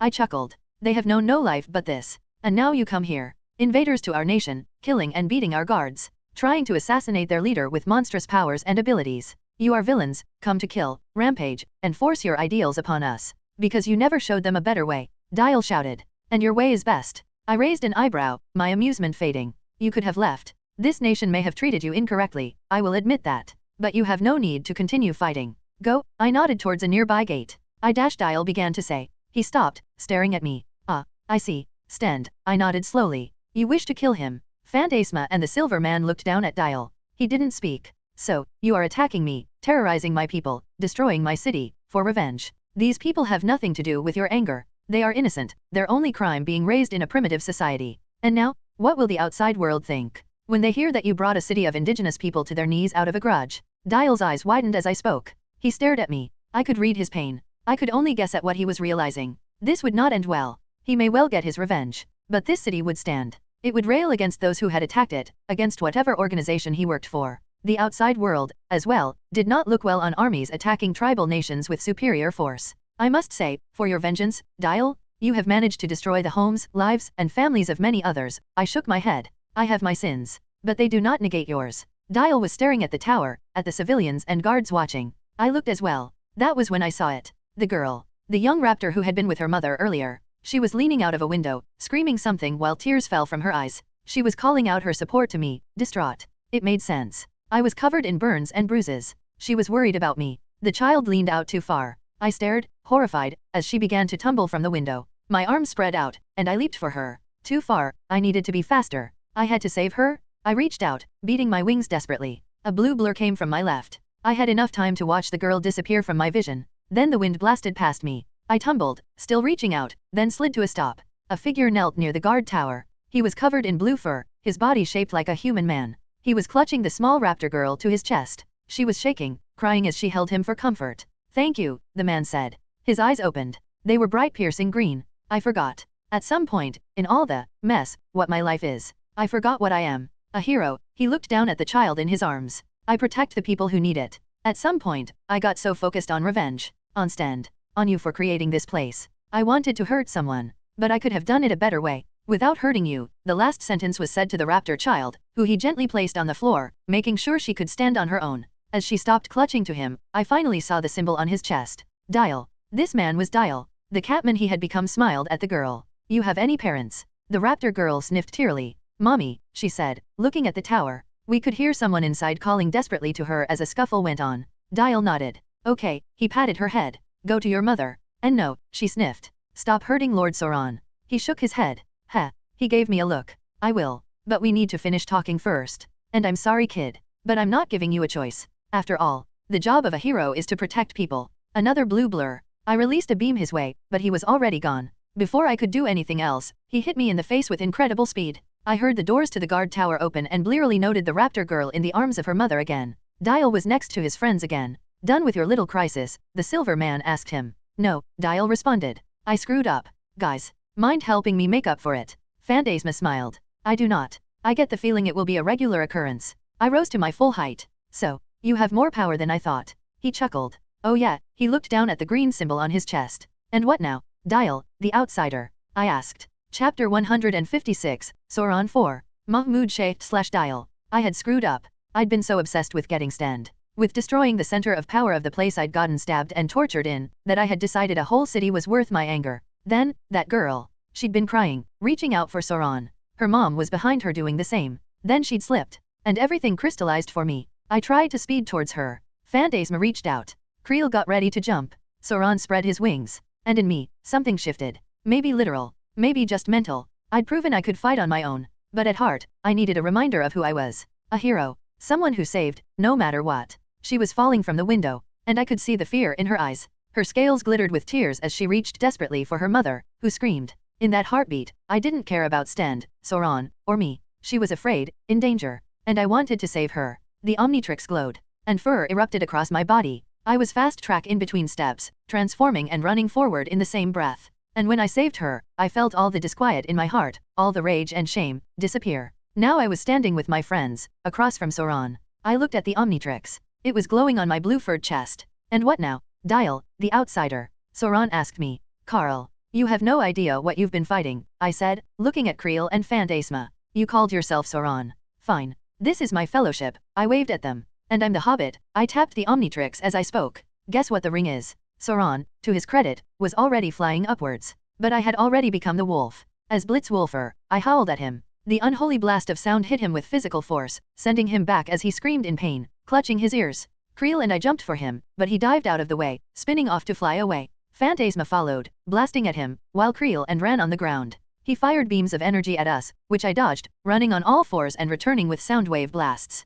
Creel just tanked the blasts, running through them to finally leap upwards and grab Sauron by the ankle. "Off, damn you!" Sauron shouted, lifting upwards as Creel clung to him. "Not a chance." Creel shouted back, shifting to a denser metal as Sauron struggled. Phantasma and I came in, her floating down and me jumping up to blast Sauron. He fired his silver beams and fire at us but was still sent spinning back, jarring Creel off of him at the same time. Out of the city, I shouted at Phantasma. She nodded while breathing hard. Then I changed back into fast track form and ran forward. I grabbed Sauron as he was falling and blasted forth while carrying. Realizing what was happening as we approached the city limits and the jungle, he breathed flame again, blasting beams of energy from his palms. I shouted as my fur burned, but kept going. We hit the city limits before I let him go, letting him bounce ahead of me while I ungracefully skidded to a stop. With a thought, I changed into one final form. For nostalgia's sake, I shouted out the name of the transformation, the one that had been my very first. Swamp Fire. I clenched plant fists and sighed happily. Man, I missed this guy. You. Sauron struggled to his feet.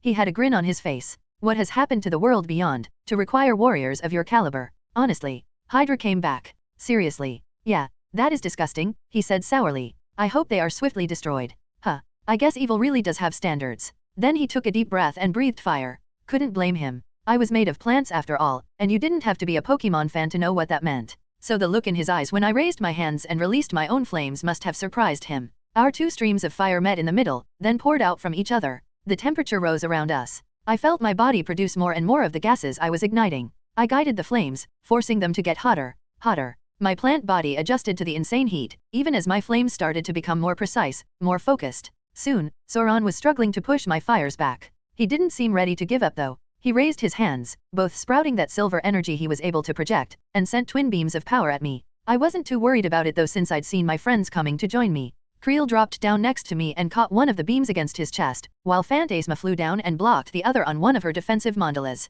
Sauron didn't stop using his beams, forcing Creel and Phantasma to keep defending. He held us there for a moment. I was forced to partially grow my feet into the ground for more support. Creel's silver form reflected all of us. Me in swamp fire gritting non-existent teeth as I blew fire from my palms, the vines in my arms moving as they constantly regenerated under the heat. Phantasma holding off fire and energy beams with a look of determination on her face, her mandalas sparking under the power assaulting them. Sauron breathing flame and blasting energy our way, his eyes slowly glowing. Don't look in his eyes, I shouted as an afterthought. We know. Creel shouted before he grunted as he was sent back a step.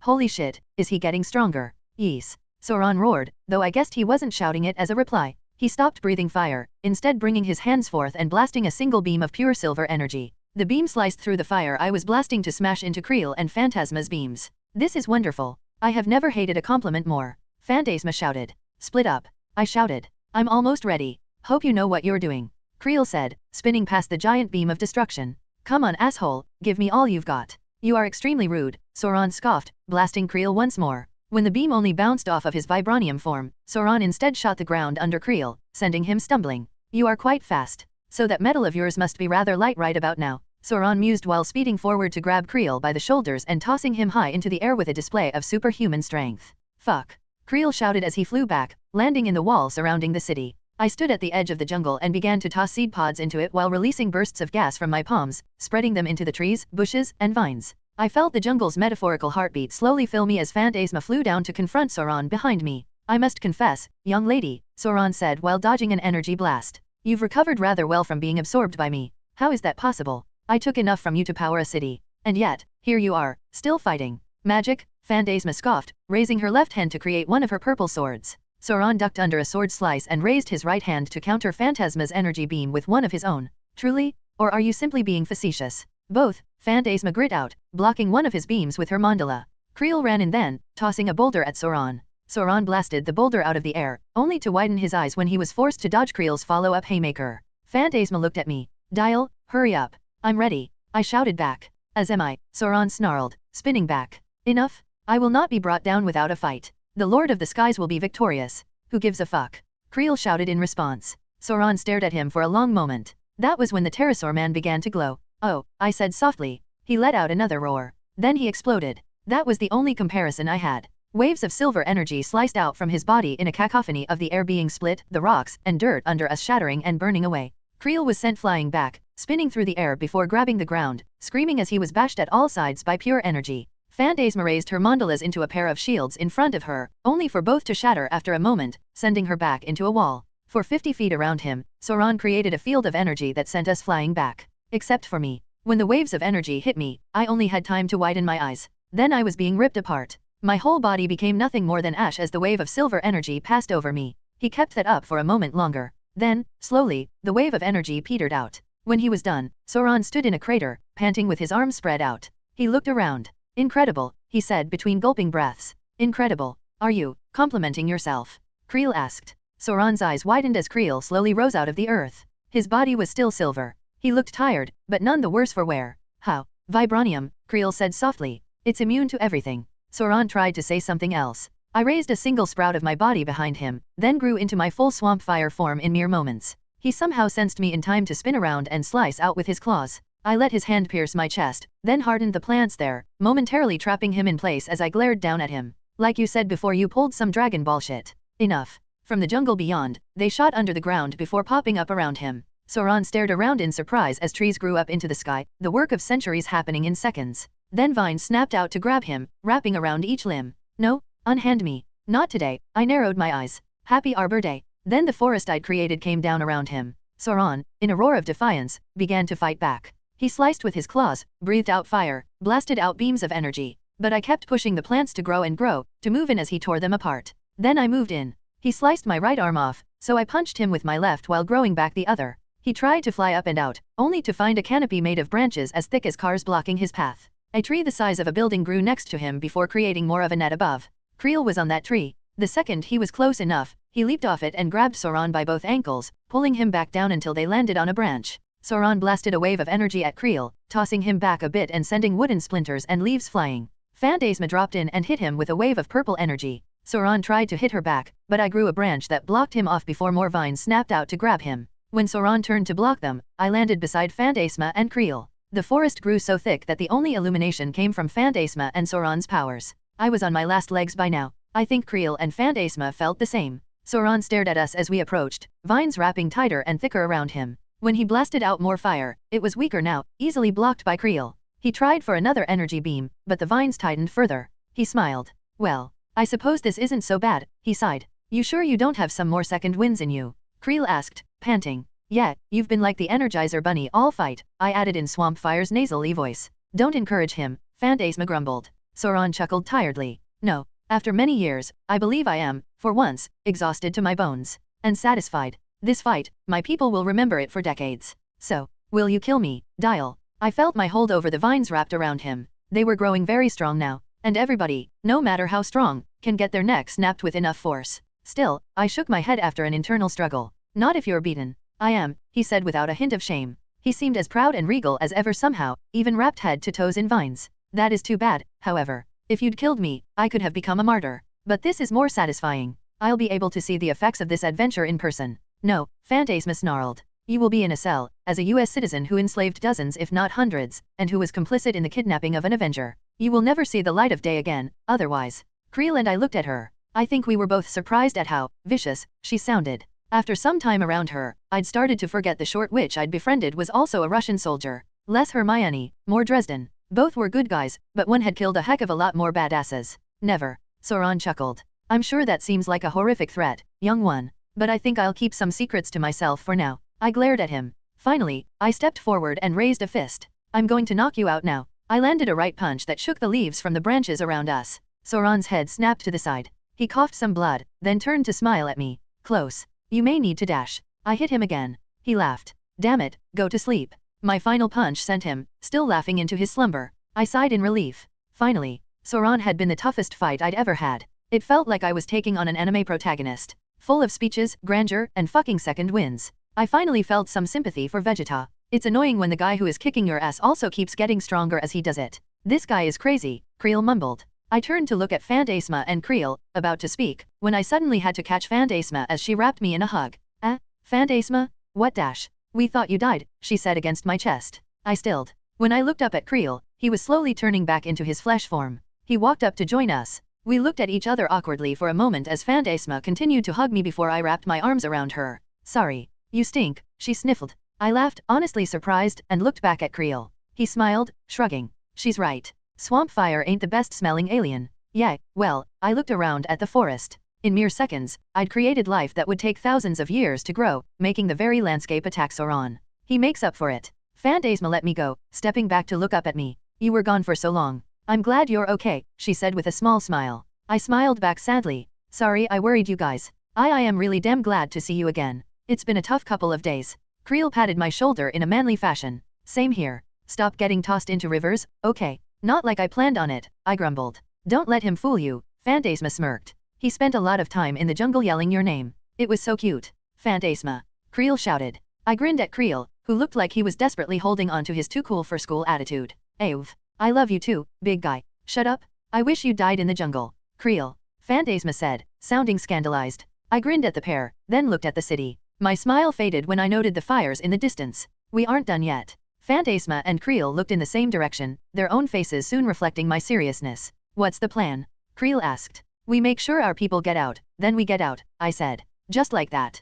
Creel looked at me. Don't you have someone you want to kill? Phantasma looked at me as well. The pair didn't speak as I turned to where Soran was tied up and mentally forced the vines to cocoon around him until he had become a bundle that I then brought to my shoulder. Maybe. Would you guys stop me if I decided that was what I wanted? I asked them, finally looking in their eyes. Phantasma shook her head. I understand. I am Russian, Mahmoud. We know the importance of revenge. I looked at Creel. He hesitated. If you do it, make sure no one is around but us. We'll keep it quiet. I didn't know how to respond to that. Instead, I just mentally told a set of vines to grow into a platform for us. We got onto the platform and began lowering down to the ground as I thought of my next plans. What is Arbor Day? Phantasma asked all of a sudden, looking at me. It's a holiday where people grow trees, I said. Creel cocked his head to the side. You should have said dash. Got wood, right. I rolled my eyes, trying not to start laughing my green ass off. Thanks for the advice, Seth MacFarlane. Chapter 157, Going Back. Hawser/the Earth Dragon. Hawser and Styro had been at it for a long time.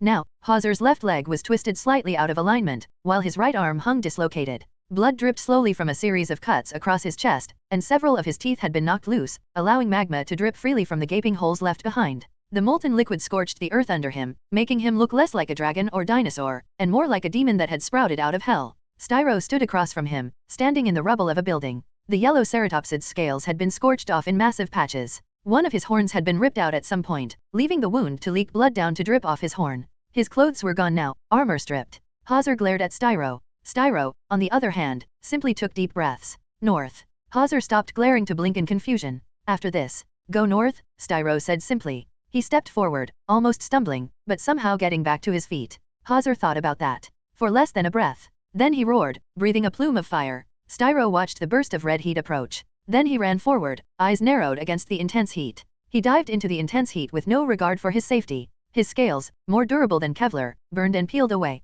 His muscles were charred. His wounds were sealed by the heat. And he ran forward before leaping up into the air, punching Hawser in the face. As Hawser stumbled back, Styro grabbed onto his opponent's shoulder and began to punch him in the chest. Hawser, in response, twisted around to grab Styro's leg, teeth crunching into charred flesh, then pulled him around, toss him into a building. The Sorelord was no longer entirely yellow. Massive portions of his skin had been charred black. He looked like hell. And yet, his eyes still burned with fury. Strio, his burned skin ripping open, leaped forward head first, bashing his forehead into Hawser's. Hawser bulldozed forward as stars filled his eyes from the painful blow, ignoring the headache to run through a building with Styro on his held on tight as he was forced through several walls. He raised a powerful fist and punched Hawser, the cooked flesh on his knuckles scraping off to leave a dark charcoal and blood mark across Hawser's face. Hawser didn't stop running until they had based entirely through the building, leaving Styro to be thrown off of his nose. As Styro fell, Hawser roared. Skriyonke. Styro landed on his back, bounced upward.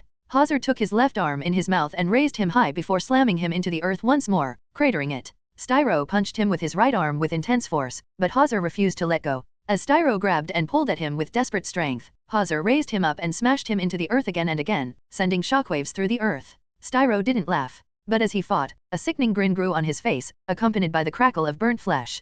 Hawser's rage erupted at the sight of him smiling. With another horrendous roar, he let go of Styro and moved back, before leaping onto a nearby building, leaping 2 stories. Styro continued to smile as he watched Hawser moving to finish him. Hawser leaped off the building, coming down towards Strio like a several-ton meteor. He breathed a plume of fire as he dropped, the immense flames surrounding him until he glowed red-hot. Then he landed, talons first, on top of Styro. The flaming dragons exploded on impact with Styro. The last thing Hawser saw of Styro as he landed was his hated enemy's smile fading away. Then he slowly faded to ash before the immense heat. A taloned foot smashed into his corpse, sending the ashes flying about. The flames continued to rage around him in the crater Hawser had created. He stared down at where his enemy had once laid. Hawser was intelligent. He understood revenge quite clearly. And now he had it. Weeks of imprisonment, torture, starvation, forced to fight to the death. All with Styro watching calmly, taking pleasure in what he had done.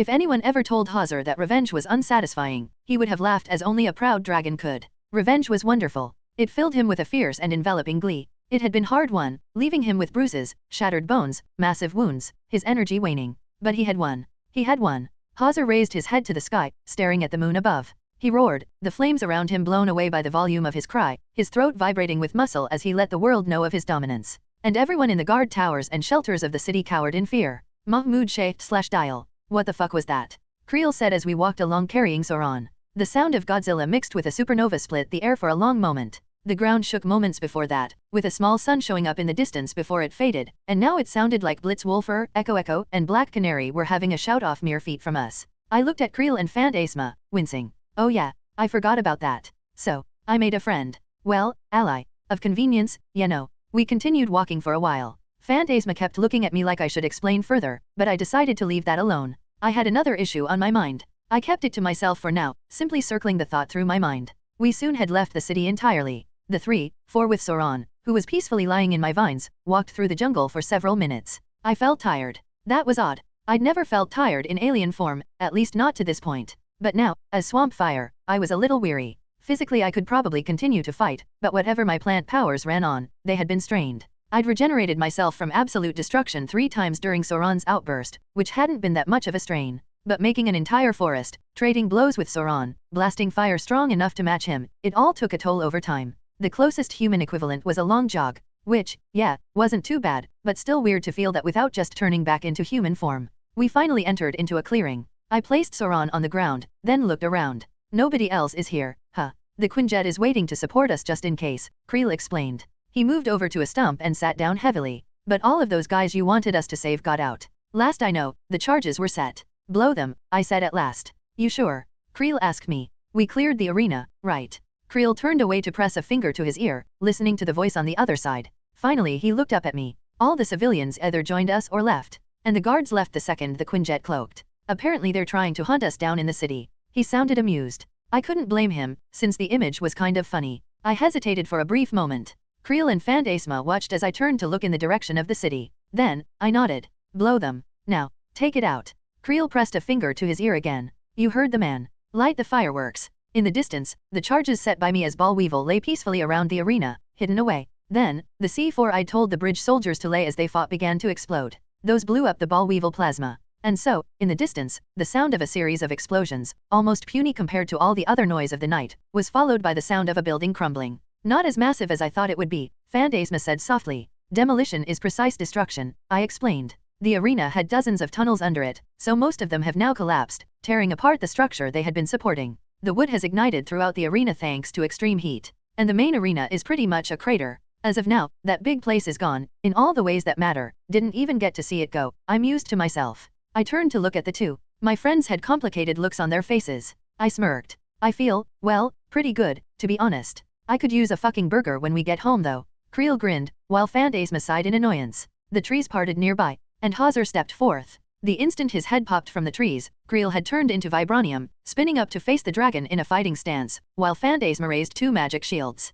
Holy shit! Creel shouted, watching Hauser slowly prowl forward. I walked up to Hauser. Hey, how'd it go? Hauser grumbled, huffing, before smirking down at me. The Omnitrix didn't translate his speech as words but as meanings. In this case, it was easy. He'd won, got his revenge, and was incredibly satisfied. He's very expressive, Phantasma noted, staring up at him in awe. Seeing that he wasn't attacking, she began to lower her arms. I subtly waved for her to keep her guard up, and she raised the mandalas again. Hauser noticed. He scoffed at the pair, then looked down at me. He wanted to know what happened now. Would I fight him as well? Try to enslave him, go back on our deal? Because it wouldn't end well if I did. I shook my head. I'm just respecting you as a possible enemy. But I don't want you as one. If you want, I can try to take you somewhere. But you can do what you want, Hauser. He stared at me questioningly. Hey, I got you your revenge, didn't I? That seemed to be enough. With a bark and a small roar, he turned to walk away. Before he did, he looked over his shoulder to growl something at me. Don't know yet, was all I could say to that question. He rolled his massive eyes, roared again, and lopped off into the jungle. What the fuck was that about? Creel asked, sounding spooked. He said that revenge is sweet, I said softly, thinking about what the meaning of that statement was. Hauser headed north, leaving the 3 of us to awkwardly watch him go off. Soon enough, the Quinjet dropped down to join us, landing in the clearing. The back opened, and I could see the inside was packed full of people. How the hell did you fit everyone in there? I asked the bridge soldier who came out to greet us. He came to a stop before me and smiled up at me. Well, it wasn't easy, sir, he said respectfully. We had to use 2 Quinjets. And your rock friend taxed our engines a bit. Gotta say, sir, it's damn good to see you again. I nodded at him in my swamp fire form, looking at the Quinjet where Demi, Gresh, Gina, and a few others walked out to join us. I ignored them to look back at the forest, though I did hear it when Demi, on seeing Creel in his vibranium form, let out a small gasp. Craven came from the direction of the city next. He was dragging something behind him. It took me a second to recognize the corpse of Pter. Craven was covered in cuts, bruises, grinning ear to ear through teeth soaked in blood. Pter had a hole in his chest over his heart though, so Craven looked pretty good in comparison. You have fun? Phantasma asked her fellow Russian blandly. Craven chuckled. Yes. And even in the end, so did he. Craven tossed the body forward, letting Pter's corpse flop onto the ground. The hunt is only worth the opponent. And this has been a beautiful hunt. I ignored him as well. Instead, I watched X step out of the forest next. Everyone stilled as the android came towards us dragging a body as well. This one was breathing though. Stand. His arms shattered, his tail bent oddly, blood pouring from his lips, his chest weakly rising and falling. He looked almost as dead as Pter was. Almost. Not enough. Dial, X said, finally stopping in front of me. He dropped Stand, who didn't respond. I looked him over. Still in very good shape. X had a few small marks, but nothing that couldn't be buffed out. How'd it go? He was not receptive, partner, X said, his Southern American accent a touch stronger than normal. HN. I moved to look at Stand. He met eyes with me. And slowly, carefully, he tried to reach out. He gasped weakly, pain filling his eyes. But that pain was outstripped by the hatred. Ill. He coughed. I got the gist. How pathetic is that? I sighed. You can't even. I cannot believe what a waste of time you ended up being. Stand. His hatred burned deeper in his eyes. His broken arms made clicking noises as he kept trying to reach for my throat, but could barely lift his arms. I lowered down to his level. As I did, I transformed. From swamp fire, to human. I didn't pay attention to the reactions of those around me, just focused on him. I did note that my arms had healed, though they were still sore. Stand and I kept our eyes locked on each other, him hateful, me disgusted. I can't even hate something as worthless as you anymore. Soran, the guy you wanted to replace, begged me to save you, the weakest of his children he said, a lie, but a dig in with a knife. And honestly, if I gave a damn. I raised a hand toward the bridge soldier. Knife, please. He hesitated, looking worried. Then he took the blade from his belt and put it in my hand. I brought the blade to Sten's throat in a smooth motion, the blade cutting just a bit into his scales. Sten froze. Fear entered his gaze. A harsh and bitter part of me relished in that fear. I almost forgot who I was. I mused.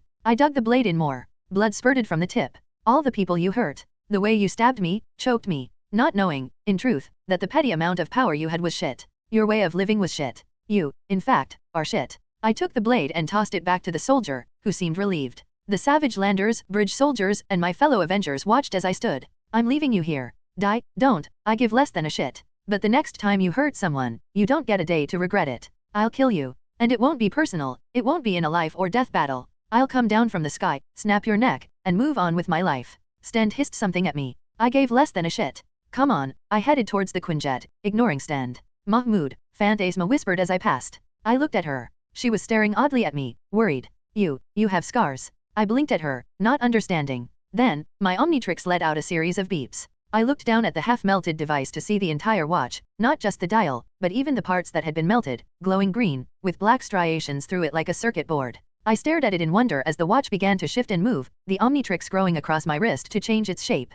I'd seen this in the cartoons. In Alien Force, when Ben put on the watch again, the Omnitrix had changed into a more streamlined version. Except, instead of becoming smaller, the Omnitrix was growing, coming up along my arm until it covered the back of my left arm like a bracer. Soon, I was standing in a loincloth, barefoot, staring down at an Omnitrix that now extended across my arm, the portion with the actual dial that was my namesake covering the center. It finished to reveal a smooth texture, like armor out of a sci-fi movie. Creel stepped forward, tapping the Omnitrix on the metal part. His arm changed to match the color, and he blinked in surprise. It's different. I mean, still made of the same stuff, but it's like the alloy has been modified somehow. Is that supposed to happen? Phantasma asked me curiously. The correct answer was, how the fuck should I know? I wasn't even sure why it had done that in Alien Force for crying out loud, let alone why it had transformed for me. My best guess was that it was reacting to the initial damage it had taken from the antimetal, and it did that by not just repairing itself, but turning into a form that was able to resist the effects. But I could feel the eyes of the savage landers on me. They all looked awed at yet another miraculous event happening. Before Gresh began to look up at me, I had to remember that these guys respected me, so I couldn't just admit that I had no clue what was happening. Better to pretend the Omnitrix changing forms was part of some big plan. I only smirked and walked toward the Quinjet. Yeah, felt like a change. Phantasma and Creel hurried to follow me. She was giving me a very bland look as she whispered. You have no idea why it did that, do you? Nope, I admitted freely. I stepped fully into the Quinjet and looked back at everyone. We made it out. But now you have a choice. I looked at Demi, Gresh, and the German guy, stopping on Gina, whose single wing fluttered behind her, then at the group of around 10 savage landers behind them. You can go to your homes. Or you can come with us, and we'll make sure to help you. In fact, if you want, you can even join us. God, I was bullshitting so much right then. I had no idea if Director Hill would be down to have the Savage Landers join Bridge's team in the Savage Land. But I was pretty sure having natives help with understanding the place and acting as guides could only help. How about it, guys? I asked the group, smiling widely while raising the Omnitrix and clenching my fist. Come with us, and I'll introduce you to the wonder of guns, reality television, and badass superheroes. Can. Gresh stepped forward, looking hesitant. He looked down at the symbol he'd painted on his chest. Can we become Avengers? Huh. I'm getting pretty good at making speeches. Chapter 158, Meeting Maria Hill. Later, after a shower, change of clothes, and some damn good food, I stood in front of a hologram emitter in the bridge base, wearing a bridge shirt, military pants, and steel-toed boots, the Omnitrix glittering in its new form on my arm. Director Maria Hill was being projected in almost picture-perfect quality, with only a few glitches. I explained, in detail, as much as I could about the situation I'd gotten into, trying to stick to the facts the way Cap and Nat had taught me to deliver reports, but I think she noticed whenever I felt ready to punch something and had to calm down. Still, I got through the whole tale soon enough. When I finished, Director Hill just eyed me for a long moment. Finally she spoke. First, Mahmoud. It's good to have you back, she smiled. We were all worried. I had to have guards set on Ruby so that she wouldn't try to escape and find you, especially after she found X had done it. That honestly surprised me. While Ruby had seemed to be more comfortable around me, she never struck me as particularly caring. I was more of a guy to grab books from at best. Then again, that might have just been a teenager being a teenager. Regardless, I'm glad I don't have to worry about any other Avengers or Bridge personnel chasing after you. Director Hill looked closer at me. Are you really okay? I've never seen you with a scar before. I touched my face. I'd forgotten that, during my battles, I'd ended up with several cuts. Now, the one I'd gained from when the pterosaur gladiator had sliced open my right cheek had healed into an ugly mark. Another one went up next to my eye on the left side of my face, though it had healed as a much cleaner line. That would take getting used to. Along with that, I had some claw marks across my ABS, a stab mark in my shoulder, some in my chest. I'd had to stop before my shower to stare in shock at the mirror when I realized what I looked like. Since arriving in this universe and finally meeting the Avengers, I'd trained, fought, and eventually ended up here. Now, I was covered in new muscles I hadn't found before. I looked like, well, like a superhero. And my new scars made me look like Conan the Barbarian's bearded brother. I think that my scars were healing already. And when I changed into Swampfire, I just, well, finished the job, I explained to her, my fingers running over the portion of smoother than normal skin that had been left. She quirked an eyebrow. So you won't get any more, as far as we know. Which means I can have it seem like you're more vulnerable than you really are. I'm pretty damn vulnerable, I said with a small snort. Not according to the rest of the world. Director Hill crossed her arms. Dial. Mahmoud. I need to be frank with you.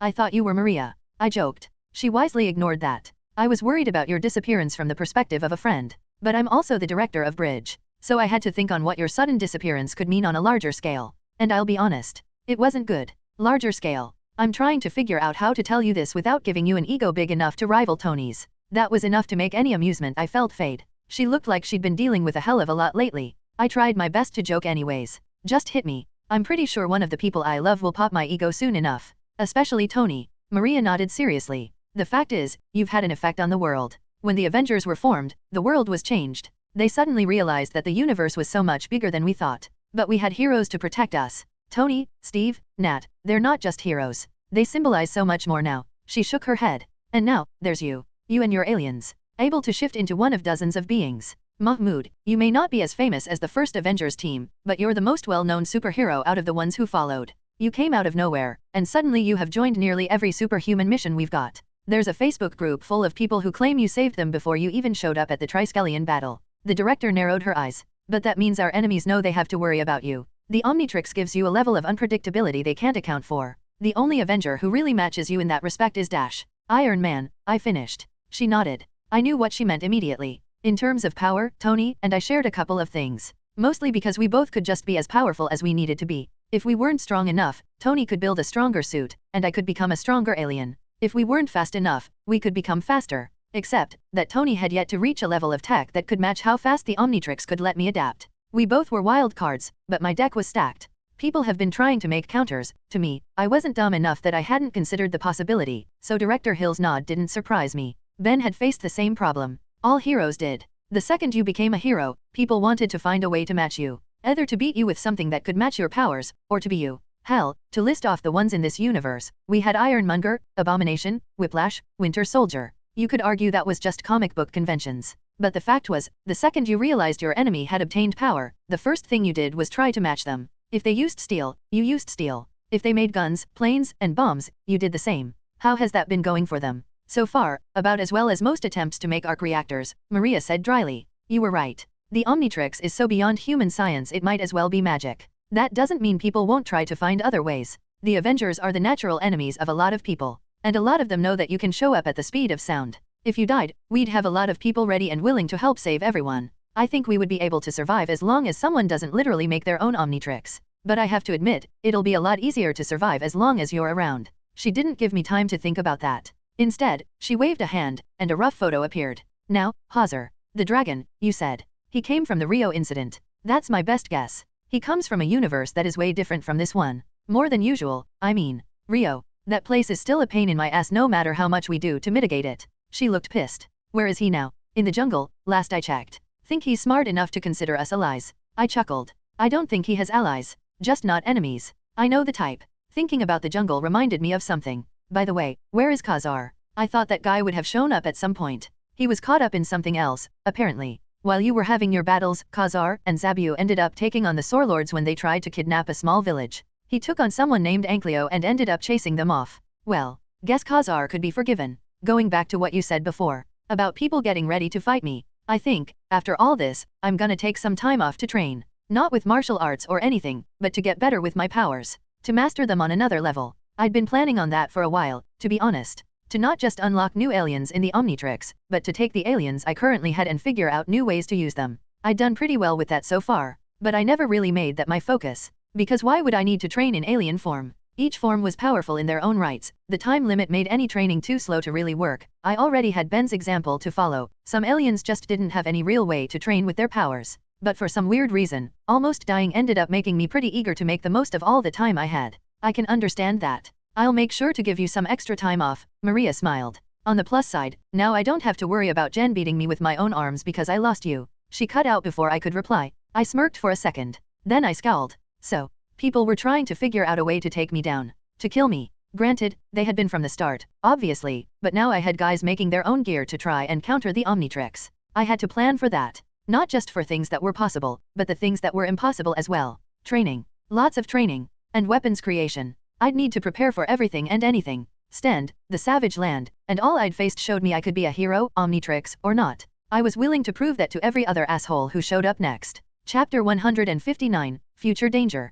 Chapter 100. I'll only be gone for a short amount of time, I said to Grash, who was staring at me uncomprehending. But while I'm gone, if you want to stay with Bridge, you'll need to listen to the rules. This means you have to listen when they tell you only authorized personnel can use an assault rifle. So please, for the love of everything I hold sacred, stop telling everyone who will listen that I'm the only king you'll follow. I tried not to sound as pained as I felt. I don't think it worked because Grash looked amazingly disappointed in himself. I am sorry. Don't be sorry, be better, I quoted my father without thinking. Grash winced. The two of us were sitting with Demi in one of the huts that had been quickly set up for the new group. They had been added after both Quinjets had returned with a small army of former slaves and their allies. I looked between Grash and Demi. The city of Sorlords is officially an enemy of Bridge. And since I'm doubting that you guys are willing to beat the shit out of them too, our soldiers here are on your side, Grash. They won't be ordering you around, but you need to stop trying to take a rifle for yourself. Grash snarled reflexively. I glared at him. Guns aren't swords and skill in one doesn't translate to skill in the other. If you ask nicely, we'll train you on how to use them. But for now, consider yourself in training. If it helps, I was the same way only a few months ago. So if you're diligent, you won't have to wait. Fair. He stared at me, his reptilian nostrils twitching, before nodding. Poor guy. He was like a teenage nerd being told he couldn't play with a real laser weapon. Still, I decided to let that go to focus on Demi. As for you, I'd recommend asking X yourself. I will warn you that you two are completely different species, on so many levels. So he might say no. Demi's face fell slightly. I winced. But he's a good man. He'll either let you down easy, or he'll say yes. Just, talk to him. Straight on, tell him what you think. Demi frowned. That is not the way of my people. Our mating practices require an intermediary. I rubbed the back of my neck. All right. If that's your tradition I goose dash then I noticed Gresh rolling his eyes. I took a closer look at Demi. She stared back at me as blankly as she could. As a woman made of stone, she couldn't sweat, and her facial expressions were harder to read. Unless you were a part-time alien. I noticed the nervousness in the way she shifted, the slight twitch to her eyes. She was lying. She just didn't want to talk to X herself. You are freaking adorable, I said at last. After some thought, I nodded. All right, sure. I'll be your intermediary. Meantime, let's talk about something less fun. The doors to the cafeteria opened. One by one, people filed into the room. Creel, Phantasma, Gina/Wing Girl, the Ankylosaur Lord who had decided to join us, and Dietrich/German guy, filed in, followed by the sergeant in charge of the bridge soldiers in the Savage Land, a Hispanic with a shaved head and a tattoo of an eagle on his neck by the name of Jamie Sillen, and the scientist in charge, Dr. Bernard Klaus. They moved to sit around the table as I rose up and faced them. As they sat, one more person entered. We looked over at him. He was tall, built, and tan, wearing only a vest and a loincloth.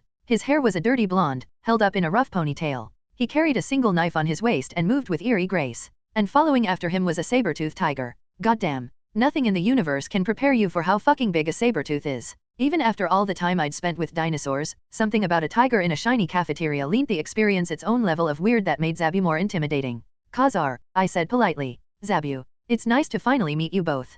Khazar nodded politely, while Zabu sat on his haunches and glared at me. Same. I apologize for not coming to your aid sooner, and I am glad you escaped. Same, I snarked a bit. As for now, I think we all should sit and talk about what's next. Namely, how we prepare. I placed my hands on the table and faced the group. Bronto and Ankleo, they might want revenge. They might want to parley. They might try to sabotage us. We also can't forget the other threats that might be possible. Corporations, scientists, or just straight evil people trying to take advantage of this place from the outside, or threats from within the Savage Land that could be hiding in the shadows. I'll visit as often as I can, as will a lot of Avengers, but we need a team ready and willing to defend the freedoms of this land's populace when we can't. I looked around. A lot of you want the same thing. A good life. The simplest thing in the world for people to want. So it's up to us to start building the framework to defend it. Now, I can't offer you guys positions in Bridge, since it's part of another organization I can't get into, and that organization might question your recruitment for way too long for us to go that route. After Hydra, the UN officials would be iffy on any recruits who weren't at least citizens of a UN nation, as screwy as I thought that was.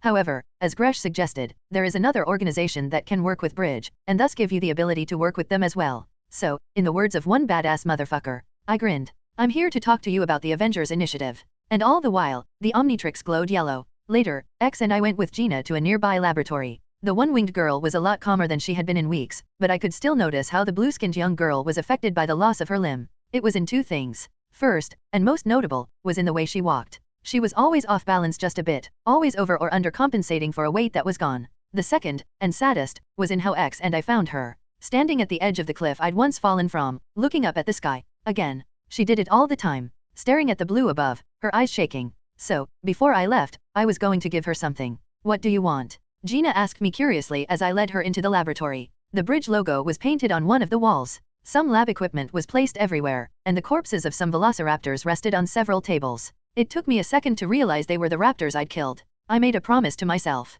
Well, a bunch. It's been a rough week, I said with a shrug. X stared at me blankly while Gina looked even more confused. Okay, so why are we in a kitchen? She asked, poking idly at one of the dead dinosaurs. Huh. Yeah, I guess a bunch of dead bodies in a room with knives everywhere could be confused for a kitchen, in an older world.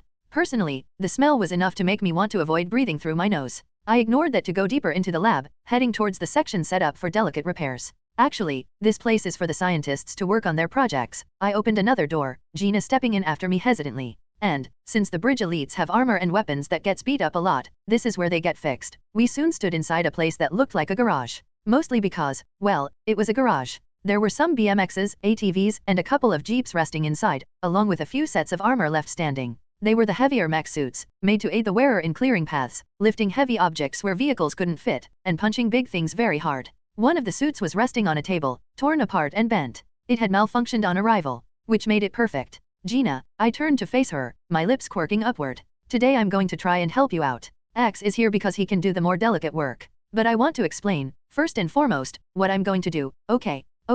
First, I'll be taking the suit apart in one of my alien forms. While I do that, X will be taking measurements and preparing you for surgery, while also taking advanced scans of your body, nervous system, and other things. While he does that, I'll be in here making the wing. She stared at me uncomprehending until the word wing left my lips. Shocked, she looked into my eyes, her blue skin turning paler. Then she looked outside, where a Quinjet could be seen just past the windows. No, I said immediately, guessing what she was thinking. This won't be a Quinjet wing. It'll be something to provide lift and force according to the way your muscles move in your back. A hover unit. We've been testing prosthetics for a while, and we're getting better. For this, I might have to cheat. But jury rig is good at that. I have also been studying the movements of your fellow Aryans, X said, drawing Gina's attention. Basing my calculation on them and the currently known facts about other winged beings, I agree. With a few hours of work, we can have it done. With your permission though, I said hastily. X has a few medical degrees, and we have a bunch of experts, but this is going to require hooking up a hover unit to your back. With a system made to dash, I cut myself off as I realized I was getting into things she might not understand. Look, it'll be a small object that will act like your other wing. Not a real one, but enough to let you dash. Yes. Gina stepped forward and grabbed my arm, her grip almost painful as she stared at me with desperate hope. I don't care what it'll look like. Just, as long as I can fly again. The last was said in almost a whisper. I gently placed a hand on her shoulder. You will. I promise. The small smile she gave me was fragile, but it was so bright that I felt myself smiling back. Come, X pulled at Gina, leading her away. Dial will need space to work. I waved them off. Then, as they closed the door, my smile faded. I felt determination in my heart as I raised my new Omnitrix and watched the dial rise without my prompting. Wadash, I stared as the dial spun to life and showed jury rig immediately. Curious, I put my hand forward and spun through the menu. Big Chill, Swamp Fire, Sandras, Wrath. Then, an Aryan form. An Ankylosaur Lord. A Saurian like Gresh. A rock person like Demi. A Saurlord Raptor, Pterosaur, and T-Rex. Man. All these forms, and yet, none of them was more useful than the ones I currently had. Granted, I'd figured this would happen. A lot of Marvel forms would have been cool, but I always knew I would end up with some that were basically just a slightly stronger being, rather than something as badass as an Asgardian or Troll form. Then again, the Brontosaurus form looked useful to just have a big alien. Still, I liked this. I'd finally be able to do the one thing the Omnitrix was made for. Walking a mile in another person's shoes, to facilitate peace as an ambassador. I spun the dial again and found myself hunting through a menu full of creatures. Damn it, I said, frustrated at how long it was taking. Just give me jury rig. A flash of green spread across my body while I was still going through the menu. In that instantaneous change I'd gotten used to, I lost several feet in height, gained red skin, and a mind to match the craziest engineers in all fiction. Wow, I shouted in surprise. I looked down at myself, wearing a Black Sabbath t-shirt once again. I changed, through voice command. That was new. In some ways, that was better and worse than using my dial. Touching the dial would be faster than naming an alien in some circumstances, but naming an alien also meant that I could change in human form without any Omnitrix interaction. What else was new? For a moment, my now genius-level intellect raced through the various implications before I focused myself with a shake of my head. Not right now, I have work to do. I ran towards the table in the center of the garage and grabbed onto the edge, climbing up to stand on it. I stared at the armor in front of me, mentally putting the pieces together. Fix, fix, fix, fix. With the loud clatter of steel being ripped apart by red alien claws, I got to work. It took an hour before I realized what else had changed. Namely, that I was still in alien form. After an hour of using my jury rig form more intensely than normal, focusing everything into making the best dem machine I could, I kept at it. I took apart the armor, pulling the pieces back together, welding them, placing the circuitry. The blueprints weren't exactly in my head. Jury rig didn't plan things out so clearly. Instead, when I took his form, I would work by intuition and instinct. Soon, after a couple of hours of work, I stopped, staring at the device I'd made. It was shaped roughly like a large water bottle, with a large portion of it glowing dark blue. Its one and only purpose was to emit force based on the various signals it received when it was inserted into a person's back. I looked up at the clock. 2 hours or so, and the Omnitrix hadn't even thought about blinking red. Feedback. In a flash of green, I'd become a conductoid once more. I stared down at my hands, each finger ending in the large golden plug that allowed me to absorb and attack with energy. Then I picked up the hover unit I'd created and started walking, noting the time as I did. I did my best to ignore the pale white scars marking my body now. The same ones had shown up on jury rig. Whatever the reason for my scars, they apparently were such a part of me that they were now showing on my alien forms. Just one more part of the Omnitrix I didn't understand. Gina was in an operating room with X and some of the doctors and nurses we had pulled into the project. I left the hover unit with them and went on to the jail cells. Khazar and Zabu found me on the way. The big cat and jungle man had been walking the same direction across the grounds, only to stop and stare when I walked up to join them in my feedback form. That is strange, Khazar said in his British accent as I joined him. I was informed of this ability of yours, but I had no idea the change was so extensive. Yeesh. For a guy raised in the jungle, he talked like he'd went to Oxford or Cambridge. Even your scent is different. He looked a little spooked. I grinned at him while looking down at Zabu, who walked up to stare at me curiously. That's the nature of the Omnitrix. So, you look like you were headed to the cells too. I am. Khazar shook off his surprise rather quick. Guess he'd seen weirder things than me, unsurprisingly. I wish to speak to Sauron. Really? Me too. Well, less speak, so much as make it less likely he'll hurt people. We walked side by side, Zabu leading in front. I'm also kinda testing something out. I looked down at my hands. There are a few questions I'd like answered. And Sauron lets me kill 2 birds with 1 stone. We entered the building that held the cells. 16 in all, lined up on either side of a hallway. Only one was occupied. At the end of the hall, 4 bridge guards stood with weapons in hand. The cell was made of a titanium alloy Tony Stark had made specifically for this. Khazar and I walked up to the guards, one of whom stepped forward. Sir, she said, sounding almost relieved to see me. Lin, I looked at the cell door behind her. How's he been? Peaceful. The young Asian woman sounded almost surprised by that. He just asked for a copy of Lord of the Rings. He's been in there just reading. Lord of the Rings.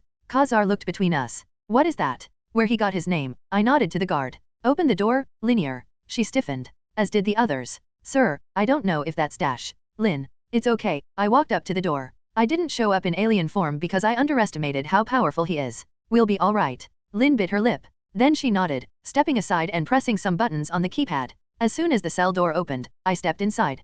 Khazar followed while Zabu stayed out with the guards. The door closed behind me moments later. Khazar and I stood side by side as Sauron turned to face us. The pterosaur man gave us a serene look.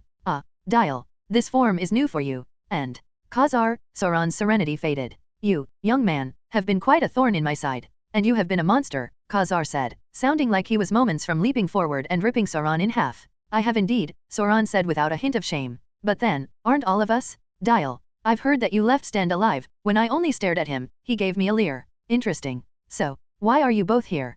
Khazar looked at me. I waved for him to speak first. The future king of the Savage Land faced the former one. Anklio. He attacked a small village that I was forced to defend. But that village had no use to you. It was far out of the way from your normal raiding routes, had no slaves whose races you have not already taken. In all ways, it was a useless bounty. But he fought like the devil to save something he had no reason to steal. Why? What was important about that village? Guard that village well. Sauron looked between us. The Savage Land has had many rulers. I suspect, many of a fantastic nature. Even stories of beings similar to the fictional world of Atlantis exist in the tales of this land's ancestors. I stiffened slightly at that, but neither man noticed. That village is said to rest on the weapon of one of those rulers. I found evidence that could not be ignored and sent Anklio to begin an outpost there, to guard the place. Sauron looked into my single eye, which I avoided to keep from being mind-controlled, and my head tendrils waved back and forth while he continued to speak. Whatever is there, it must never be uncovered. Understood.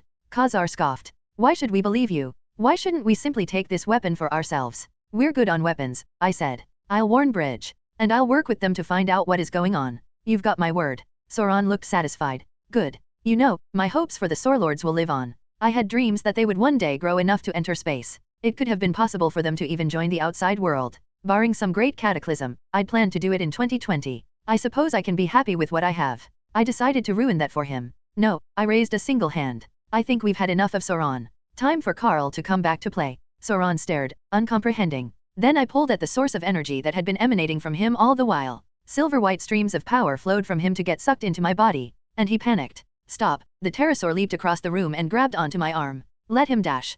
Khazar reached for his knife, ready to help me. It's fine. I held my other hand out, stopping Khazar. I could feel Sauron pulling energy through my skin, his eyes desperate. Don't do this. He kept pulling at my energy. I need to stay like this? I can't go back to Dash. Humanity. I shook my head. We all have to someday, Sauron. Not if I keep absorbing the power you're taking from me. Sauron. You don't get it. In this form, I can pull in the energy of the Big Bang. His eyes widened. The universe. Compared to that, I doubled up my absorption, and Sauron's eyes shook in horror. You're fighting a giant. He opened his mouth, probably to breath flame, while his body began to glow more intensely. But he was too weak. If this had been before my fight with him, he might have been able to run. As it was, he fell to his knees instead. I lowered myself down to him, continuing to fill myself with his power. I don't want to die, he whispered. You won't. Won't I? He looked up at me, fear in his gaze. I've been Sauron for over 2 decades. Every other time I changed back, I lost all memories of my time in this form. He looked down at his own hands. If I lose my memories again, that will be the end of me,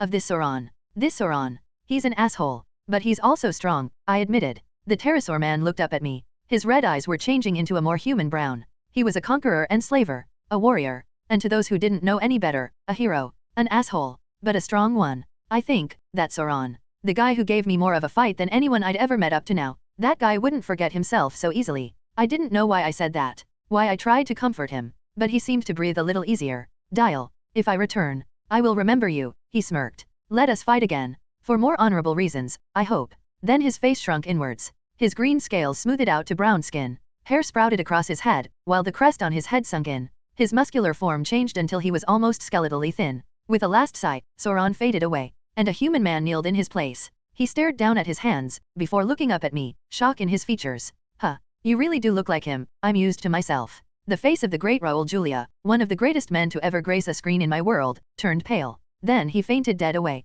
After we got Carl Lycos squared away, Khazar and I walked out of the cells to stand at the edge of the cliff I'd fallen off of originally. I stared down at the waters below for a long moment with feedback single eyes. Huh. Surprised I had survived that, actually. What do you think? Khazar asked Zabu. The saber-tooth growled for a moment. Yeah, I think you're right, I said in response to Zabu. The pair gave me startled looks. You understand him? Khazar asked. The Omnitrix. I tapped the symbol on my chest. He may not speak actual words, but I understand what he's trying to convey. Sauron wasn't lying. Not about whatever is under that village, anyways. The Avengers are going to be needed here. I turned to face him. For a moment, I took in his features. The tall powerful blonde man looked back at me. So, what do you think? Wanna take the invitation? Khazar crossed his arms. I suppose that having an army to aid me would be good. As long as you keep your promise. His eyes narrowed. I do not want to see the Savage Land hurt. If Bridge starts taking advantage of the Savage Land dash, then the Avengers will stop them. I cut him off.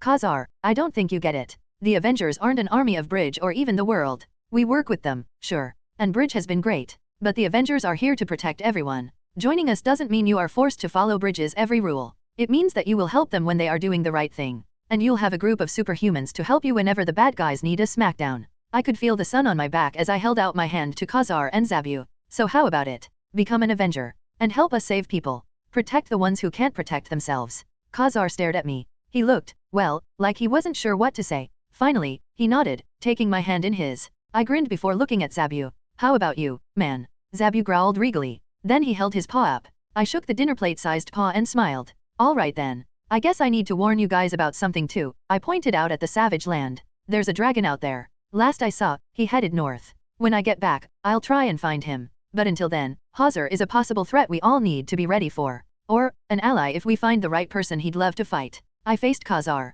Let me give you the lowdown on the Earth Dragon. Hawser/the Earth Dragon. Hawser wasn't a being prone to deep reflection. He did what pleased him. It was the simple logic of both the dragon he had become and the dinosaur he once was. Live life in pleasure, take what was yours, and destroy those who would stop you. A simple and primitive thought process. Still, Styro's words had haunted him, on some level. Hawser was still satisfied with having killed the massive being. But why, at the point of death, had Styro told him to go north? Perhaps it was a trap?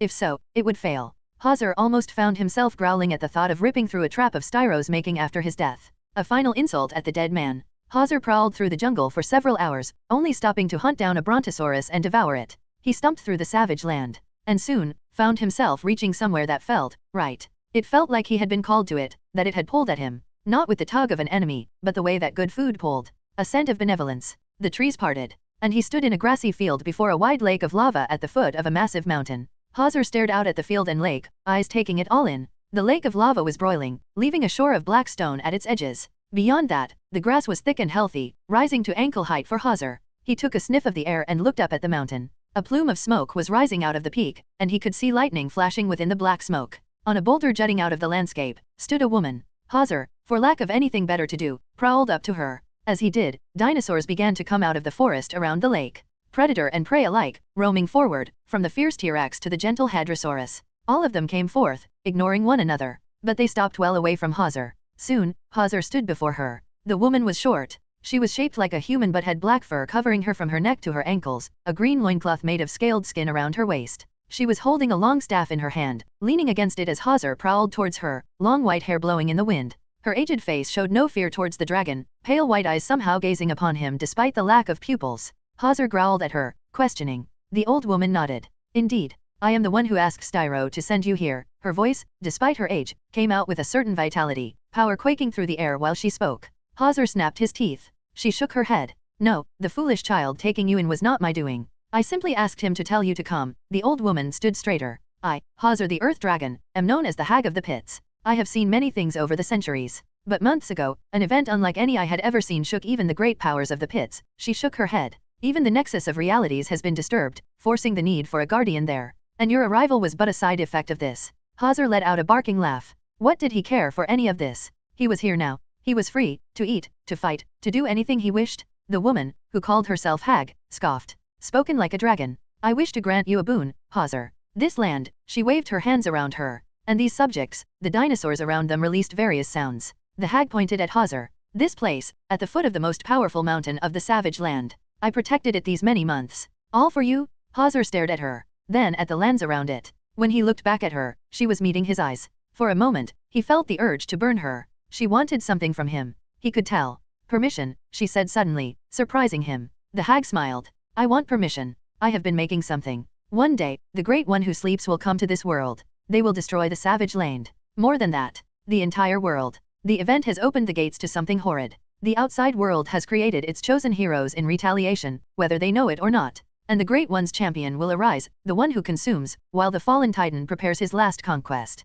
And thus, the savage land must have its own champions. Hazar, one of the kings of the savage land. Look upon my weapon. She held out her right hand. A red crystal was held in it. So small. Almost innocuous. But to Hazar, it was like she had pulled a small sun from her pocket. He recoiled, shocked at the power within. It is connected to all the lives of this world. Of the world that once was, the hag looked up at Hazar. But now, another power has been added. You feel it, don't you? He did. His own energy was there, mixed in with the thousands more he could feel. Hazar stared at her. If you wish, I can remove it, the hag said softly, continuing to hold out the gem. Around Hazar and the hag, the dinosaurs were joined by more animals. Insects of all kinds, mammals, birds. In the closest river to them, marine life gathered. I would not allow your power to be borrowed by another, she said solemnly. But our champion will be worthy of you, of all of us. So I implore you, Hazar, if you wish, you can test him. But this must be done. The world depends on it. The hag's words were not empty, because as she spoke, Hazar's mind was enveloped by a power beyond the world.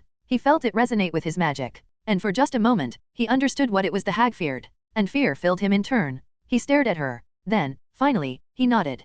Thank you, she said solemnly. Then she placed the gem away. I will prepare our allies. The devil and his boy. The savage ones who have just begun to form themselves. The war is coming. And if there is anything we primitives know well, it is the heartbeat of combat. Hazar's smile of grim rage and eagerness was matched by the hag. Chapter 160, Return. Mahmoud Sheikh/Dial. After Khazar, Demi, and Gresh all left to tell their various friends that Bridge and the Savage Avengers were reaching out for allies, I shifted into Blitzwolfer form and got into a Quinjet with Phantasma and Creel. Then we left. Yay, I know. No sudden cheering, no incredible exit. Just getting into a ship and heading home. Real life is like that sometimes. Just boring. Thank God. I could use a bit of boring. I piloted the Quinjet personally, using Blitzwolfer's claws with more dexterity than I expected. I'd never gotten the chance to really spend time as aliens outside of combat or doing something specific to them, like making tech as jury rig or lifting debris as forearms and wrath, so piloting the ship that way was new. Phantasma and Creel sat in the cockpit with me in silence. After a while, Creel finally spoke just after we finally passed the barrier between the savage land and Antarctica. X isn't coming. He asked me to head out without him, I said. He has to complete the surgery on Gina, which is going to take a while. I'll probably fly back once he sends me a message about it. But right now, Gina's surgery takes priority. That's good, Phantasma said thoughtfully. How about Craven? Creel asked the Russian witch. He's in a land of creatures that man has dreamed of hunting for centuries. Phantasma sounded annoyed. Where do you think? Creel and I shared a look. Should I be jealous that he doesn't want to hunt me anymore? I asked blandly. Oh, he still wants to, she said as though that was somehow normal. Which, it kind of was. But he'd rather fight something that won't get him in trouble for now. I turned to look at her. She only gave me the long-suffering look of a person trying to show how annoying they found their sibling. Huh. Rude, I said at last. Then I shrugged it off, though I made a note to prepare some counters for Craven just in case. Still, I'm gonna be damn happy to go back home, I said, looking out the window as snow fell about us, the Quinjet flying over the ocean. Same, Creel sighed. Skipped on a lot of sleep while I was looking for your ass. Sorry, I winced. Don't be. Phantasma smacked Creel on the head, to which he grumbled slightly. You didn't ask for all of that to happen to you. It wasn't your fault. Still, anyways, I'm actually hoping to only spend a day or so relaxing, I admitted. After that, I'm going to train my ass off. Really? Creel leaned forward to look at my face. He didn't seem perturbed about looking at the face of a wolf that could talk. You do that all the time. Not in my alien forms, I said in response. At least, not that often. Now I want to start developing my skills in these forms of mine. I raised my right hand, looking down at my clawed fingers. And keep stuff like that from happening. Creel pointed at my cheeks, where 2 lines of pale white fur marked my new scars.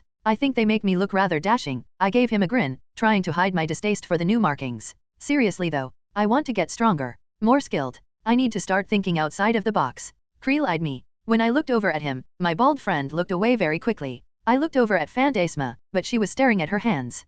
Awkward. I said questioningly. You guys okay? I feel like I didn't say anything real crazy. You didn't, Phantasma agreed. I watched as she looked up at me with a strange light in her eyes, her mouth turned upside down. It's just. All my life, my spells were things I had to scrape together. I found half-written texts, knowledge from people across the world with rumors and tales. Most of what I learned was garbage I had to throw out. She clenched her small hands into angry fists. But I thought I'd learned enough. I thought I'd become a good enough sorceress on my own. Then you were lost. And I had no idea how to find you. She gave me a frustrated look. The Savage Land has some sort of energy that interfered with every scanning spell I had. So I kept trying to find a way around what was blocking me from finding you. I looked over at Creel, but he was staring resolutely out of the windows. I turned back to look at Phantasma and speak, but she beat me to it. It was more than that. Phantasma opened her palms, and a pair of mandalas spun to violet light over each hand. I found a way to scan someone. It requires ancient knowledge. Knowledge I don't have. From the age before, she intoned with a voice older than her years. The mandalas began to spin.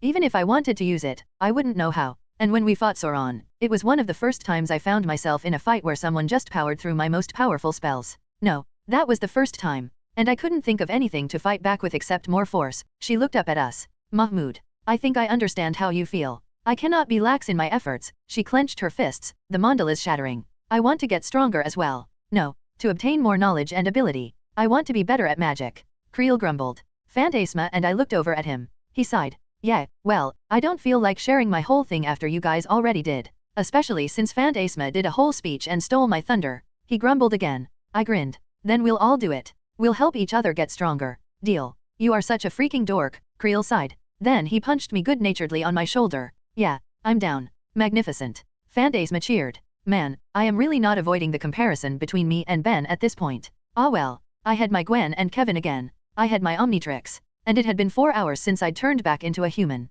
Time to go home. When we landed at the tower, I was in human form again. After 6 hours of being in alien form, I'd decided it was official. I had no time limit on my alien forms anymore. I didn't have master control though. A look at my Omnitrix menu revealed that while I'd obtained a variety of savage land races, like, a shit ton, I had no access to anything beyond that. No gray matter, way big, or alien win condition X. So for some reason, after repairing itself, the Omnitrix had chosen to give me voice command and unlimited transformation time. Looked like things would be getting damn interesting for me then. Still, that thought process left my mind when I saw the people waiting for us. Mahmoud. Thor rushed forward, holding his arms out. Thor, wait, don't Turk. Too late. Asgardian arms wrapped around my chest and lifted me into the air, crushing me to Thor's chest as he hugged me to him while laughing boisterously. My friend? I knew you would make it out of the peril you found yourself in. He laughed, spinning in place, my legs spinning weakly in the air. I appreciate Urk, but please let me breathe, I coughed, patting him on the shoulders. Behind Thor, I could see a small group gathered. Tony, Steve, Sam, Bucky, Izzy, Nat, Ruby, Jarvis, Maria, and Bruce, all watching Thor hugging me with varying expressions on their faces. Isabel walked past Thor and me to hug Creel, who kneeled down to wrap his arms around her. We take our eyes off you for 1 second and you get kidnapped? Can't leave you alone for a second, can we? Tony said, coming up to grin at me as Thor finally put me down. He chuckled, patting me on the shoulder, but his eyes weren't as amused as he was pretending to be, and his smile faded. You good? Cause, no, I've been there if you want to dash. What he means is, Nat said helpfully, is that we're glad you're okay. And we're here if you want to talk, she said kindly. I smiled at my teacher. She gave me a warm look, placing a hand on my shoulder. Yeah, what she said, Tony mumbled awkwardly, smiling quickly. I tried to fly over to help, but we got a message you'd already escaped, Steve said. Seriously, is everyone going to interrupt me today? Tony asked, irritated. But yeah, you already dash. What happened? Bucky asked, ignoring the sound of Tony cursing in irritation. A shit ton, I admitted. It was an Avengers mission. I don't think they're supposed to go according to plan. Ours went okay, Sam said, giving everyone else an odd look. I blinked. Then I looked at Maria. She shrugged. If we're talking Avengers missions, you and Jen are the only ones whose missions took unusual turns. Even then, she didn't end up causing a possible international incident. That's vaguely depressing, I decided. Then I realized what she said, and a shot of worry filled me. Is Jen dash? She's okay, Bruce said, watching me sigh in relief. He smiled at that. Nat seemed to notice something then. She took a good look at my face. Those are new. I raised a hand to my face and touched one of my scars. Man, I finally get scars, and rather than looking cool, they were ugly long lines. Why was reality so disappointing sometimes? Nat noticed the distaste on my face. Surprisingly, so did Tony. He smirked and tapped his chest, where a blue light could be seen shining forth. Welcome to the club. There was a warmth to that joking tone. His smirk became more of a welcoming smile. Bucky looked down at his robotic arm. Nat rubbed her belly, where I had seen a pale scar resting over her stomach, then looked at Bucky. He gave her an apologetic look, to which she shrugged. Tony chuckled. Hey, at least your scars look cool. Very barbarian warrior. Yours can power a city, I pointed out. Well, I came into life a winner, what can ya do? Mahmoud, Steve said, drawing my attention. Creel, Phantasma. You guys all had a hell of a mission. Are you all okay? Creel snorted while hugging Izzy close. Yeah, all I did was wait around dash. He spent 2 days digging through the jungle without sleep, Phantasma said, leaving Creel to sputter. He kept worrying over where Mahmoud was. He needs sleep. Ah, Izzy patted Creel's cheek from they were still hugging, smirking at him. You big softy. He rolled his eyes. Whatever happened to Team Metal Man? Tony shook his head with a sad sigh. Between you and Rhodey, I'm the only one holding down the masculinity around here. You wear pink shirts, Sam said. Real men wear pink, Tony and I said at the same time, sharing grins. Then Ruby stepped forward. I looked down at the blonde 14-year-old. We looked into each other's eyes for a long moment. Her eyes flickered to my scars. Sup, midget? I said as warmly as I could. She pouted up at me. Then she looked down at the floor. Dummy. I am glad you're okay. I stared at her. Nat was smiling proudly at Ruby while the tiny teen shuffled in place. And suddenly I thought of my sister. My baby sister, who was now married and pregnant. She used to do the same sort of thing. She and Ruby weren't anything alike, truthfully, but then I stepped forward and gave her a hug. Hey, she sputtered, pulling at me. Thanks, she stopped trying to get me off her. I tried my best to hide my face from the others while I hugged her. For some reason, seeing Ruby of all people had worried about me just brought it all home. And I couldn't stop the tears. Real big man I was, crying silently in a room of superheroes. Damn it. Why can't I be cool? I'm sorry if I scared you. Dummy, Ruby said into my shoulder, patting me on my back. This is awkward, Sam said in the background, Bucky and Steve giving him sharp looks. It is good to have you back. Thor marched forward to pat me on the back, happy as could be. I let Ruby go and grinned at everyone. Phantasma gave me a smile. Good to be home, I said. Then I sighed. Now I'm just gonna head to my room and rest. Really? Tony cocked his head to the side. Sure you don't want a party? I got burgers. Tradition, you know. Tradition. Bruce said, confused before he shook his head. But yeah, I get it. Jen said she'd be in your room, but I think her phone is off, so she doesn't know you're here yet. I nodded. Then, with an awkward smile and wave, I walked away, leaving everyone to stare after me. I just wanted, I don't know, to relieve the stress. I appreciated everyone worrying about me, but there was someone I really wanted to see. When I got to my room and opened it, the smell of food filled my nose. Lasagna. My favorite. I stepped inside and closed the door quietly, entering to see Jen leave my bedroom. We froze on seeing each other. She was wearing workout clothes, her hair was up in a ponytail, and her feet were bare. She had some water dripping off of her like she had just gotten out of the shower. I crossed the room towards her without realizing it. Hey, I'm back. When I stopped in front of her, she raised her hands and pressed them to my face, touching my scars. Oh Mahmoud, she said softly, green lips quirking up a bit. What did you do? Kicked ass and took names, I said unsteadily. Heard you had a tough adventure. So did you, she frowned. You okay? Yeah, I wrapped my arms around her and pulled her down. She let out a small surprised gasp. I was very proud when our lips met and that gasp melted into a moan. We pressed into each other, warm muscles pulling close. When we pulled away, her eyes were closed. She opened them slowly, giving me a look that made parts of me jump up and beg for attention. Missed me? Huh, she chuckled. More than anything, I smirked. Then I pulled away from her, grabbing her right hand in my own, and gently pulled her towards my bedroom. Oh, hey, she pointed at the kitchen with her thumb. I ordered food. You really want to eat right now? I asked with a smirk. 'Cause I have more scars than just on my face. Wanna help me find them? Her jaw dropped. She stared at me, uncomprehending. Then she sped forward, picking me up in her arms as I laughed, and kicked the door behind us while carrying a massive smile on her lips. We didn't leave my bedroom for a long time after that. Savage Land. Deep in the tunnels beneath the Savage Land, along the river where the superhero known as Dial had floated down days ago, antimetal shone. It stuck along the walls of the tunnel, vibrating at random intervals as the passing water flowed next to it. The air split above the water. For a moment, it looked as though a single line of light hung there. Then it opened into a mathematically perfect circle of green light mixed with white swirls. A small machine flew out of it. The machine, made of some sort of ceramic material, was pale white, shaped like a triangle, and flew on hoverjets that glowed blue. It had a symbol on its back. The same symbol as the Omnitrix. The machine flew up to the antimetal. Undisturbed by its metal-dissolving properties, the machine extended a drill and began to work. In moments, it had a large hunk of antimetal in its claws. With that, the machine flew back into the portal it had created, which snapped close moments later, leaving the river to continue to bubble peacefully. Galvan Prime. The machine bounced in time and space for mere seconds before coming out the other side into a large lab. There, Azimuth, the first thinker and creator of the Omnitrix, stood, watching gravely as the machine flew over to him, extending a claw-holding glimmering anti-metal out. Azimuth waved the machine away. Over there, you infernal contraption, he grumbled. That much will turn the metals in my body to nothing. Obediently, the machine brought the metal to a nearby table made of the same ceramic as it. Azimuth watched it, then looked at the portal that had finally closed.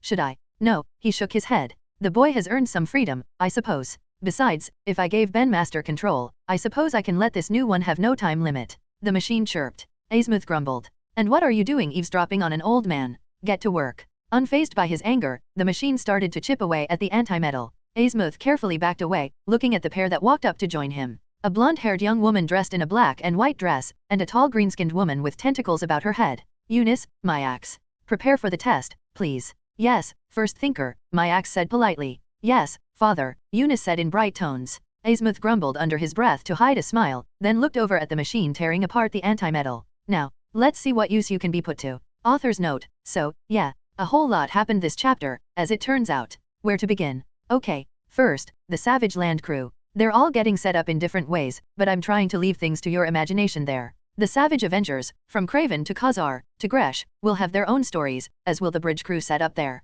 As for Sauron, he ain't dead. He's extremely imprisoned though, and I've never been a fan of the idea of revolving door prisons in comics. Meantime, Dial, Phantasma, and Alloy are all thinking about how to get stronger. The three of them have different ways to go about doing it though. And I've set up the seeds for that, obviously. Dial is going to take the My Hero Academia route, because I'm obsessed with that series, but also because I like how the creator comes up with new and interesting ways to develop the powers of the kids. Phantasma is going to take a more traditional route, which is also an excellent one to take. I doubt it's spoilers to say that it'll involve Agatha Harkness. Creel, meanwhile, well, that one is kinda a spoiler, but I guess mentioning his ball and chain isn't a spoiler in this case. Just a clue. Oh, right. And Dial and Jen had sex. Not going to write it, but be as creative as you want in imagining it. Funny how I joked dozens of chapters ago that they would do the deed in chapter 100, and it ended up being true. As for why they did it now, well, Dial's finally at a point where he feels ready. And Jen, because of the events of her own mission, is in a similar place, mentally speaking. They weren't ready before. But now that they both are, they're more than eager.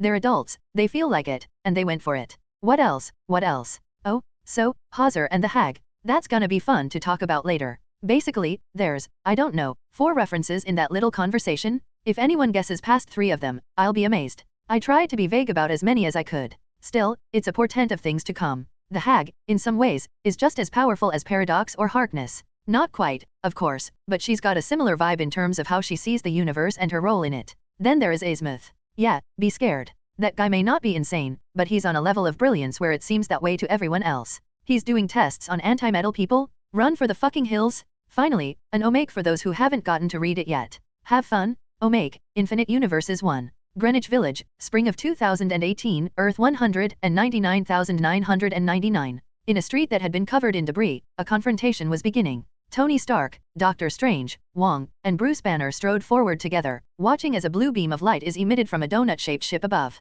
The beam disappeared, revealing 2 figures. One, a thin elderly-looking being with a massive flat space where a human nose would usually be. The other, a massive and towering being carrying a hammer and covered in armor, smirked at the group of heroes. The elderly alien, a man who went by the name Ebony Maw, began to speak. As he did, none of those in the street saw a figure far above flying through the air, a green light emitting from its back as it soared on orange wings. The heroes and Ebony Maw traded quips for a moment, before the elderly man lost patience at Tony Stark. Something he shared with many people. Ebony Maw told Cull Obsidian to charge, and with that, the battle began. No one noticed the green figure waiting above on the rooftop. Tony Stark revealed his nanomachine armor when Bruce Banner was unable to transform, blasting away Cull Obsidian, only to be sent flying in turn. Cull Obsidian, angered by his sudden flight, rises up to his feet and prepares to re-enter battle, launching his hammer at Tony. A familiar green flash flies past Tony, bashing the hammer out of the air before it can hit Tony, before launching forward and punching Cull Obsidian in the face with enough force to shake the ground, sending him flying towards a nearby park.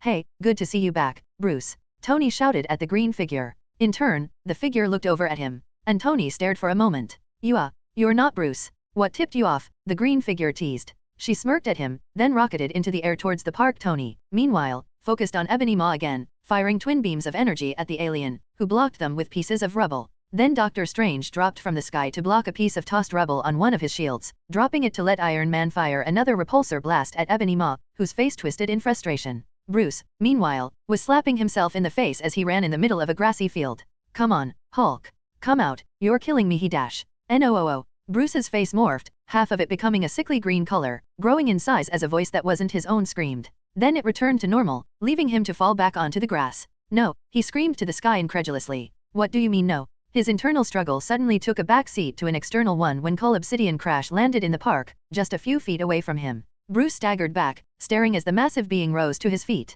Cull snarled something, then noticed Bruce. A sickly grin spread on the muscular alien's face. Hi. Bruce said nervously. Cull chuckled, raising his hammer to smash Bruce to paste. Bruce raised his arms uselessly, closing his eyes and wincing when he heard the hammer hit flesh. It took a second for him to realize that he felt no pain. He opened his eyes, then gaped at the sight before him. The hammer was being held by a being with skin of a green hue that he had only ever seen in reflections of broken glass. The figure was tall, built with muscle, and curvy. She was wearing workout shorts and a t-shirt, a pair of tough boots on her feet. Her long hair flowed in the wind. She turned her head to smirk at Bruce. Hey, cuz. Need a hand, she said confidently. Jenny. Bruce stuttered in shock. Cull, enraged, raised his hammer to strike once more. Jen kicked straight out. Her boot slammed deep into the groin of her opponent. Bruce winced as Cull gasped in shock and horror, before a relatively small fist uppercut him back. Don't touch my cousin, Jen growled, emerald fists clenched in fury. She bent her legs and jumped forward, cratering the ground beneath her. Cull Obsidian, just getting to his feet, swung his hammer out at her, smashing her out of the air as its chain extended out to keep throwing her. Jenny. Bruce shouted in two voices. Jen landed on her back, flipped back to her feet, and grabbed the chain hammer. She pulled, hard.